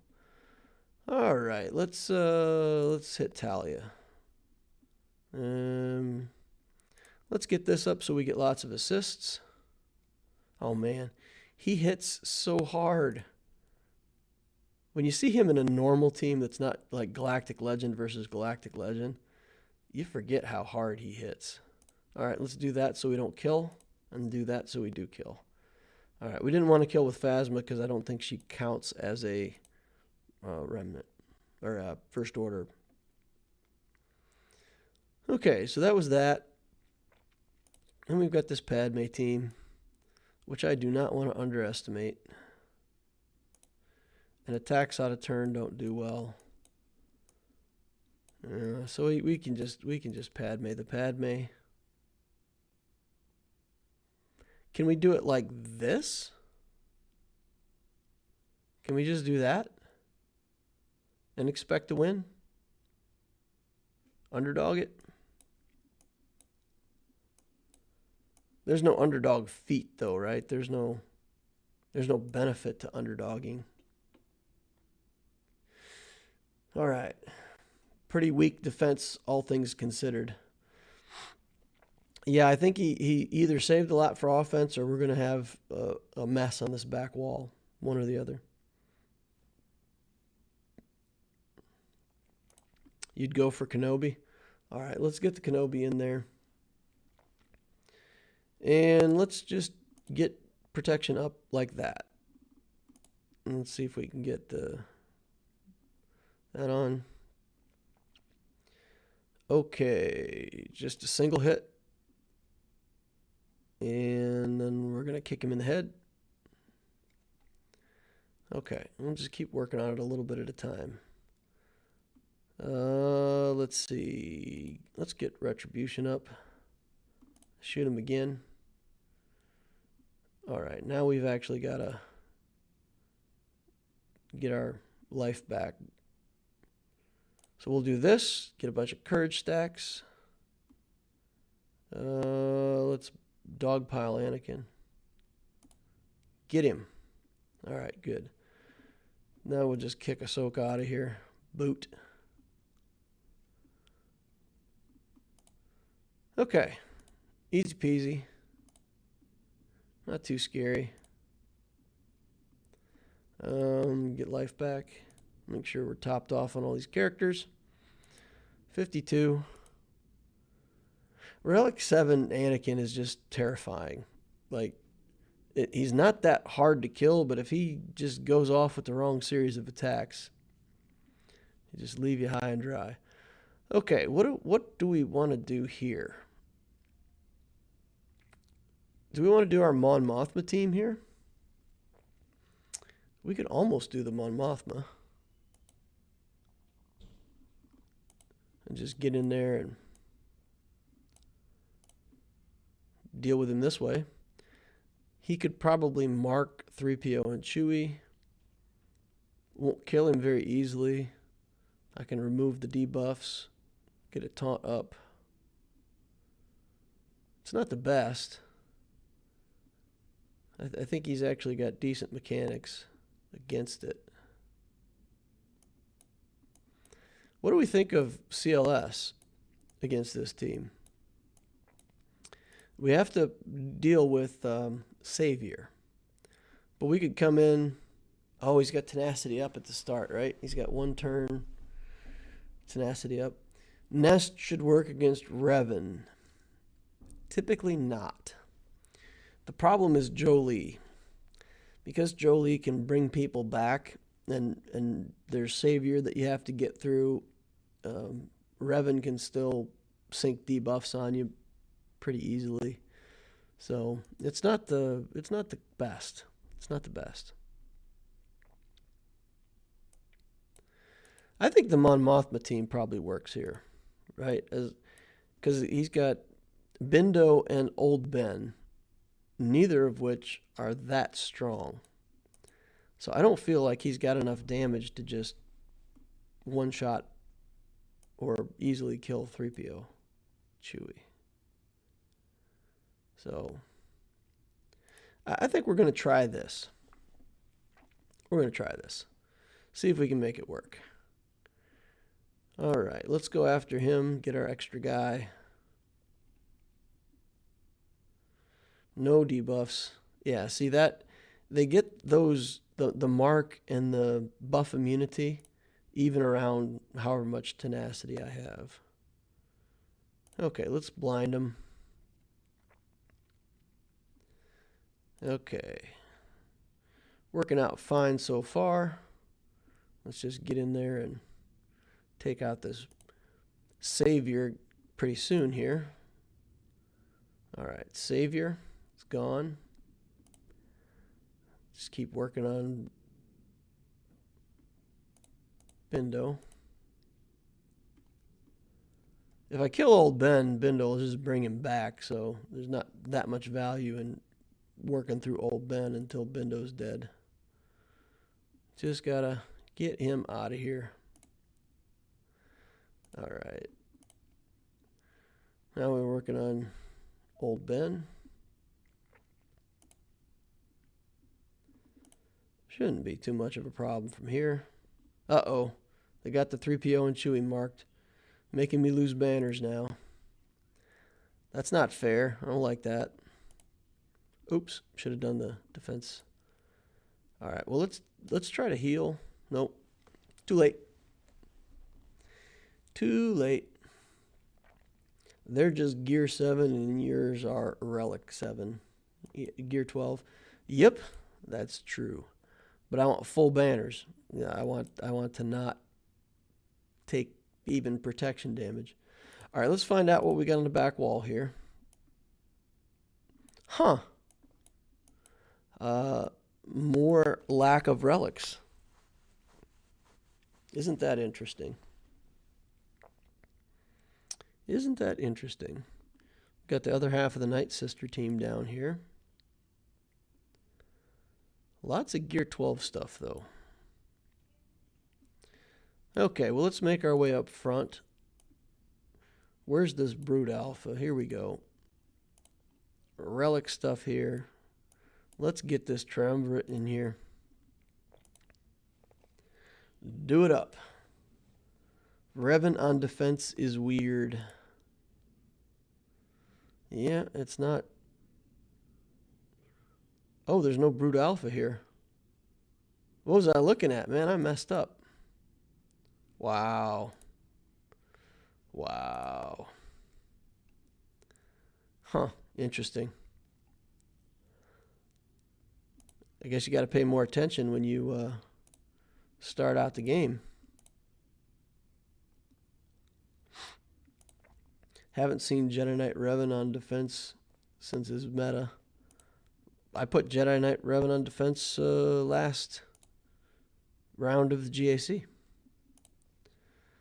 I put him on defense sometimes with him and Yoda. I put Yoda with Bindo because that, yeah, it's you got to have a threat on the team, right? And you got to have a damage threat. So Revan is a threat, and you need Yoda there as the second threat for your team. Okay, let's finish this off. He didn't have Brood Alpha with his Geos. I just made the assumption. I didn't even look. All right, this is the other scary team we got. And I think we're going to trooper that. Is that right? Ladies and gents, do it with troopers. Get him out of here. Get him in here. This. All right. Arva. I could finally actually listen in. Hey. Vader says I use JKR for SLKR. Why don't you put the whole team into chat, Vader? Tell us how you beat SLKR with JKR. What's the team you have behind that?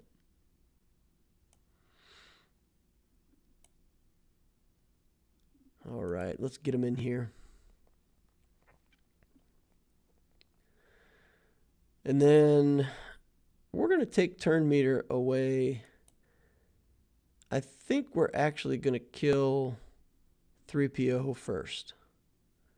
And I know if we kill the other two that 3PO will go away. But I just don't want to risk that he starts taking turns and goes crazy on me. So we're gonna get him out of here first. Now I think I can kill him with the other side of my area effect. So we're gonna do that on BB-8 and get the kill. All right, and then let's put this up on Gideon and start finishing off this BB-8. Let's daze her. And then we'll just basics.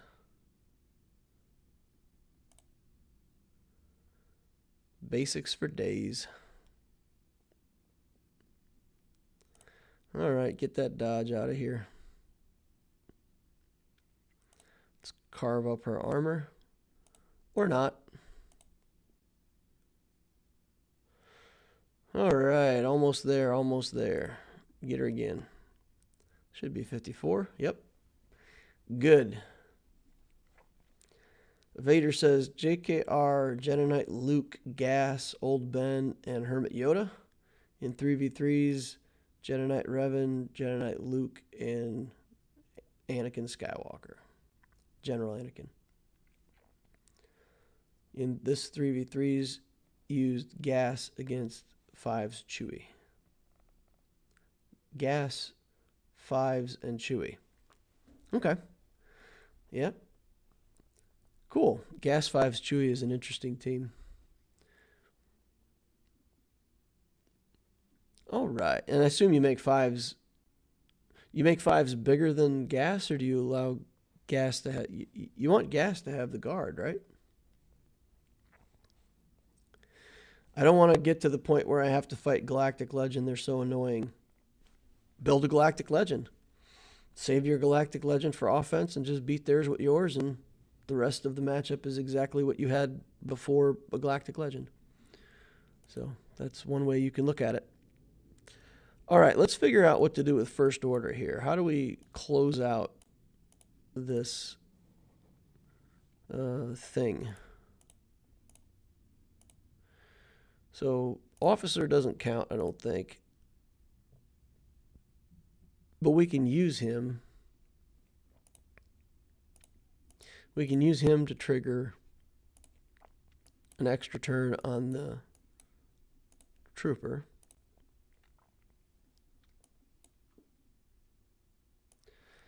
And then what are we going to do? Do we have a tank we can bring in? Some kind of cheap tank that we can throw up here? We could do that. Just in case the Ewoks decide to get frisky. You clicked on Ewoks. Yep, I did. I think I clicked on Ewoks. I hope, otherwise I'm going in the wrong team. Okay. Stun the Elder. Ooh, nothing. All right, let's just damage them. Refresh the taunt for a second.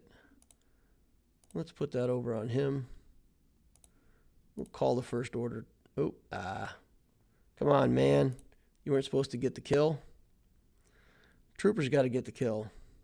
There we go. That'll work. Stun him. That move stuns, doesn't it? Oh, okay, there we go. Well, we got at least 2 kills out of that, I think. Why didn't you use Nest? Well, because that's the easiest team that I had yet to beat where I could get a feat. So we get that feat, and we get this feat, and we get... We didn't get the feat? Only 5 out of 6? I guess the pilot doesn't count. I saw somebody in chat said the pilot doesn't count. Yep, I guess not. Well, we have one more round to go. We'll complete that with one more round. Bummer. All right. Tactical advantage, completely clear, 18. We'll get that out of here. I don't think we're not going to complete that this Grand Arena season. But, not bad. Yeah, let's just complete this feat. I don't care. We'll go up a level, I think, but that's fine. Oops.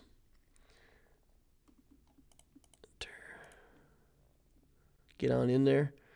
All right, so what do we got left? Do we have any scary teams left at all? We've got Ewoks. They're terrifying. These terrifying Ewoks right here. People want to see Nest. I think Nest against the Ewoks is pretty good. Pew. Bam.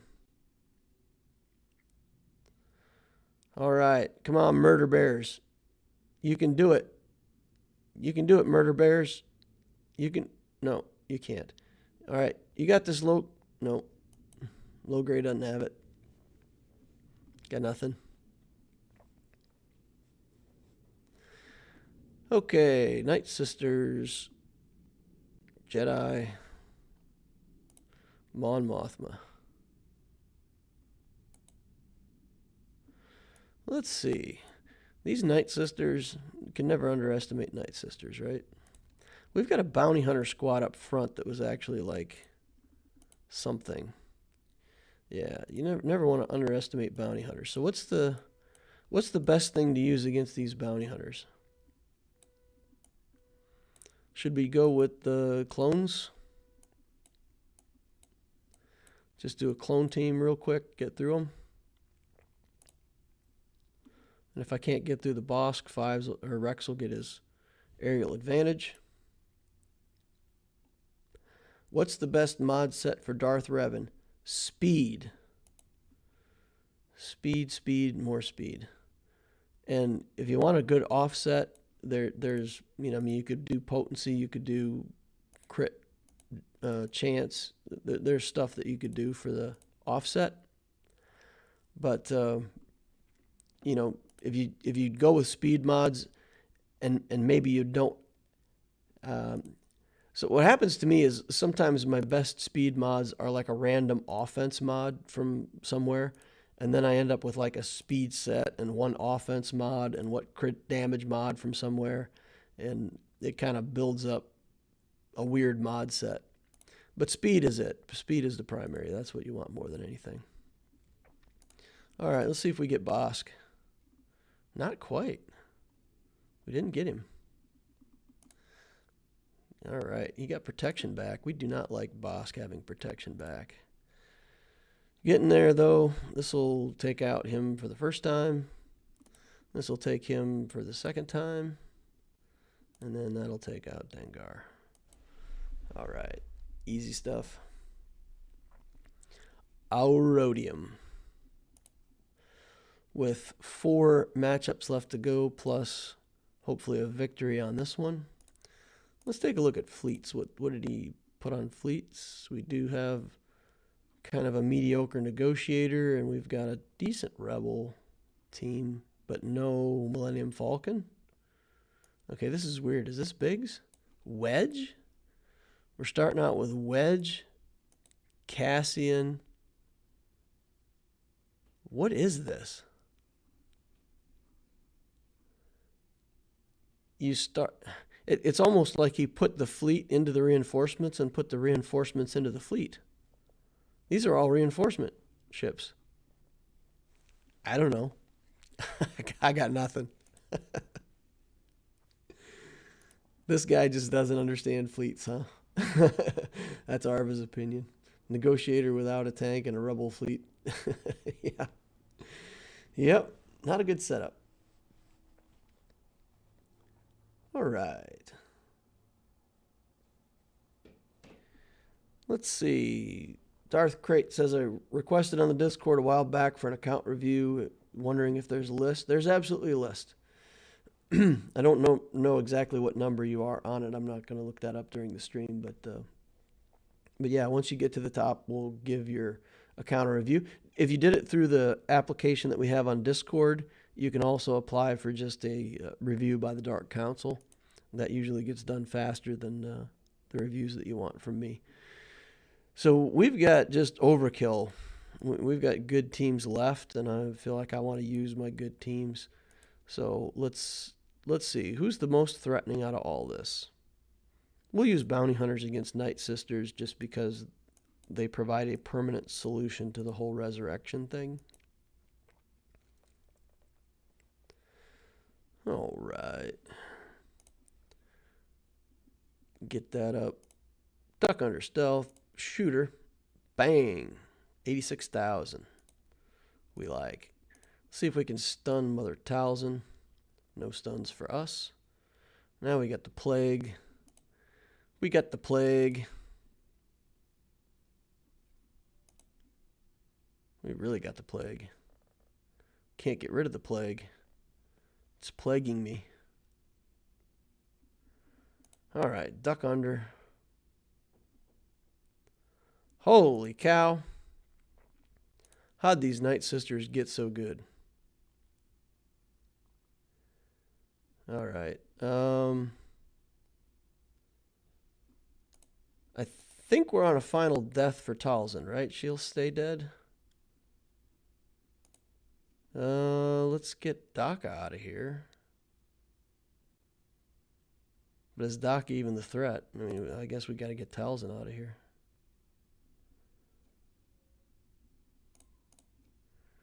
All right, I guess I'm killing zombies now.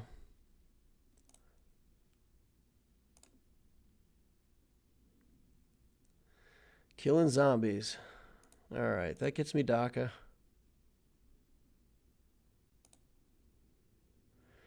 Whew. They just went crazy in that middle part. Scary. Scary Night Sisters. We got them, though. Not a clean win, but we got them. That was a lot closer than you'd like, says Arva. Yes. That was a lot closer than I would like. All right, so let's see. If we use rebels here, we can blow up one of their guys right away, kill all the rest, make short work of it. All right, so let's just kill that Chirrut. And let's peel off his good stuff. Get a stun on him. Now let's see if we can kill him before Mon Mothma gets to go. She can run away. See ya. That was a lot better than that Night Sister battle, let me tell you what. All right. Too much plague. Can we just do Vader and Watt? Can we kill them with just Vader and Watt? They got a lot of tenacity up, though, because of her thing. So maybe Vader's not the best option. We can do it like that, though, right? That should work.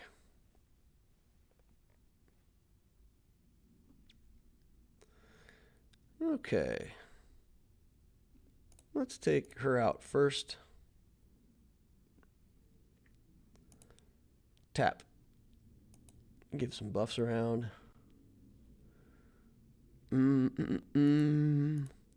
Bosk lead could give 54 easy. I like the Orsing lead just because how fast the contract comes up. I would not have anticipated that level of difficulty with a Night Sister team. Really. I feel like that battle usually goes fast in my favor and done. Now let's do this. Okay. Come on, guys. Get them. Take away some... Oh, just dodged. Okay, so now we can swing that back around to Yoda. Put this over on Bastila. We want to get rid of her extra protection so she quits getting bonus damage. Get some buffs. Get Yoda over there again.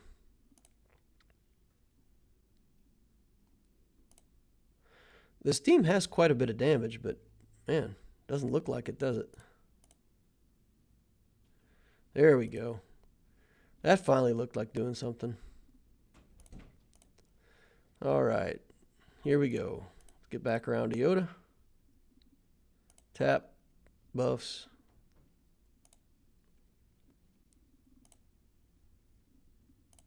That should do it, right? Yep. Okay, the good news is we have no survivors, but the bad news, they blew up the Death Star in the meantime.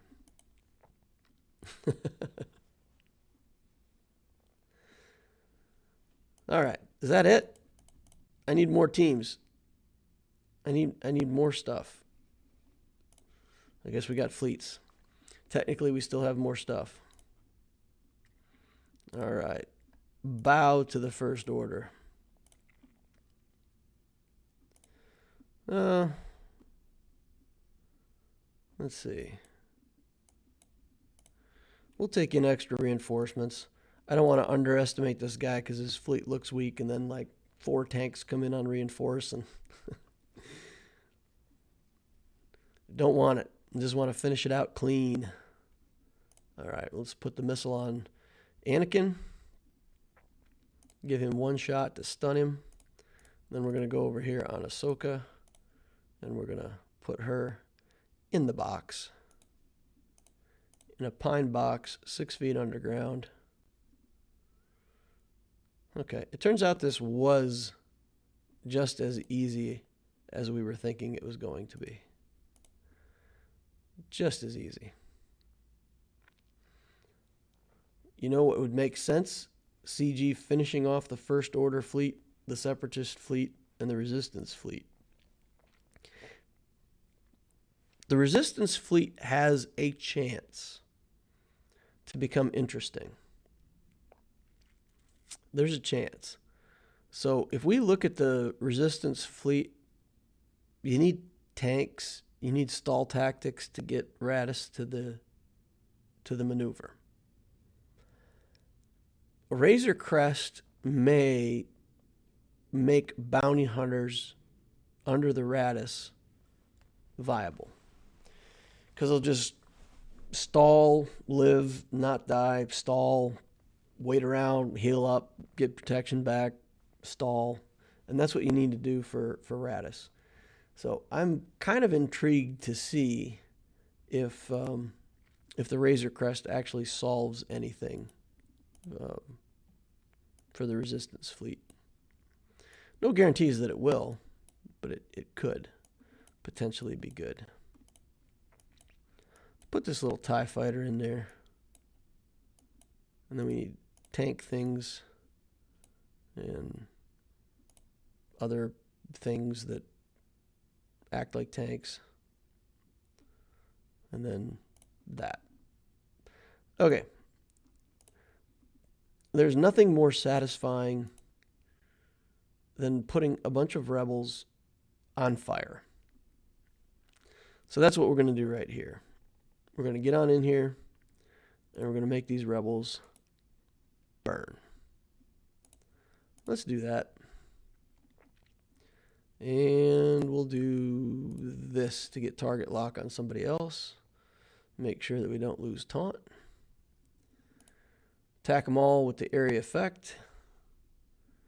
Now it's time. The time has come. Whoosh. Flames. Satisfaction. Guaranteed. All right, let's get that out of here. Let's get that out of here. Let's get that out of here. Yeah. Oh, I should have brought in Cad Bane and just pulled a Vader assist and been done. That was my mess up. Now I'm going to lose banners.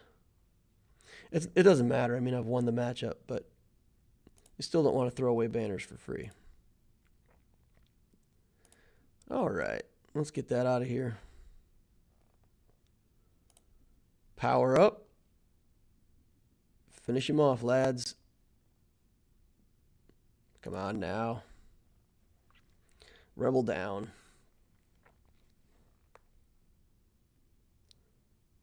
Can you even call them rebels without a MILF on the team? You can. Because the title says rebels. Not very good rebels. They knew it was a trap. They stayed away. They're somewhere else paying off Jabba the Hutt. No Emperor shuttle? No, indeed. I think I have the Emperor shuttle, but I don't know. I have like almost every ship unlocked on this account, except the Emperor shuttle, it looks like. Yeah. I got Rex down here. But look at this. This is dumb.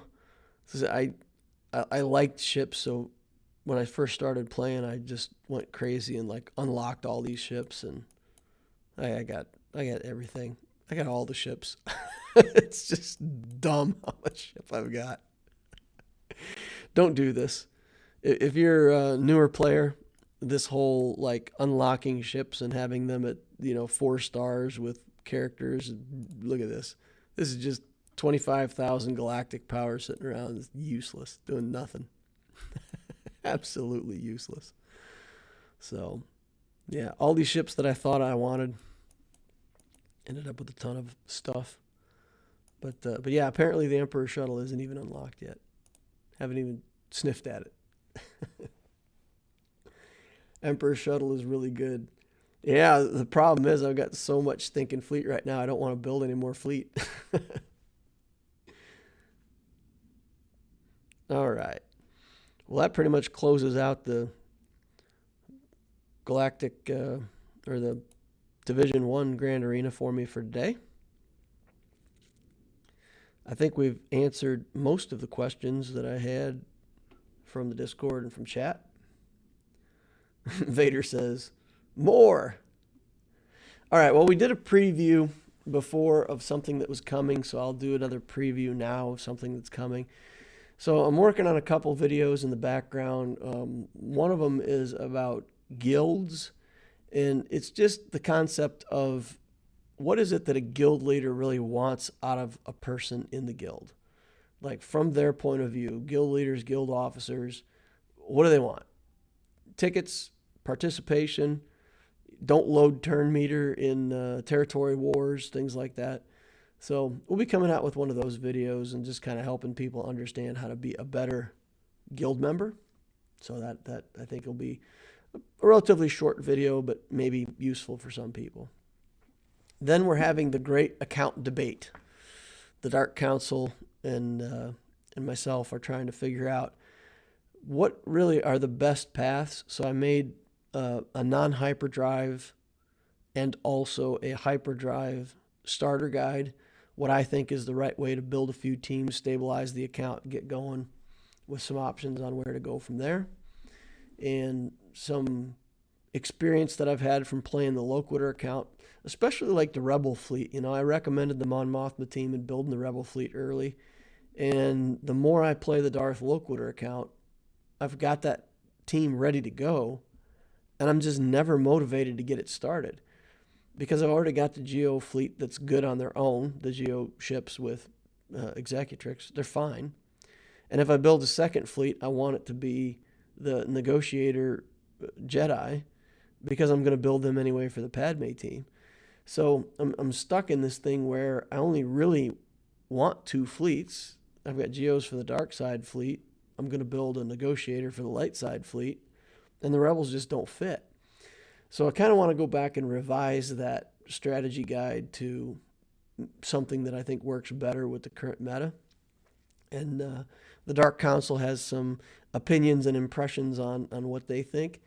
And I do really want, more than anything, to address, let's say, a standard start, like how you would play the account versus how you would play the account if you rushed a Galactic Legend, and whether or not that's really worth it. Because, again, just like I said earlier in this video about the First Order, if you want to rush SLKR and you just play through the First Order in the right way and you relic the right characters first, you don't have to suck at Grand Arena.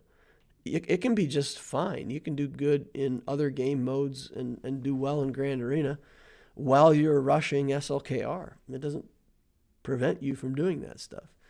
So I think there is a valid way for both Sith Eternal and SLKR to go straight for those Galactic Legend characters and still have your account be fine. I think a better way to start is to build, let's say, Geos into Padme, for example, and then go your Galactic Legend. But we're going to talk that all out. It'll probably take us a week or two to settle in on what that route actually looks like, but hopefully within the next week or so, we'll get that sorted out and get a video on the way for maybe a new, better 2021 beginner's guide. So if you like that kind of stuff, if you think it would help you, stay tuned, stick around, subscribe to the channel so you can make sure you see that when it comes out. Join us over on the Discord. It's a fun place to be. Lots of questions being answered over there. Even if you're shy and don't want to ask the questions yourself, you can just watch the chat and learn a lot. There's a lot of smart people over there that know even more than I do, and I learn stuff. So it's a good Discord, good place to be. If you haven't already, smashed the like button, used your like saber. Here's the tutorial one last time, just to demonstrate how that works. All right. Once you got the Padme, would you go for gas or a galactic legend right away? I'm never going to recommend gas right away. I will always recommend a galactic legend because, in general, the galactic legends will all beat gas. You might as well get those first. And if gas is a project that's going to take almost equal resources as a galactic legend, it's more efficient to just build the galactic legend and be on top of the game. All right, that's going to wrap it up for the day. Thank you all for coming out to watch. Appreciate it. I love all these good questions. Thanks for asking. Hope you all enjoyed it. I'll see you in the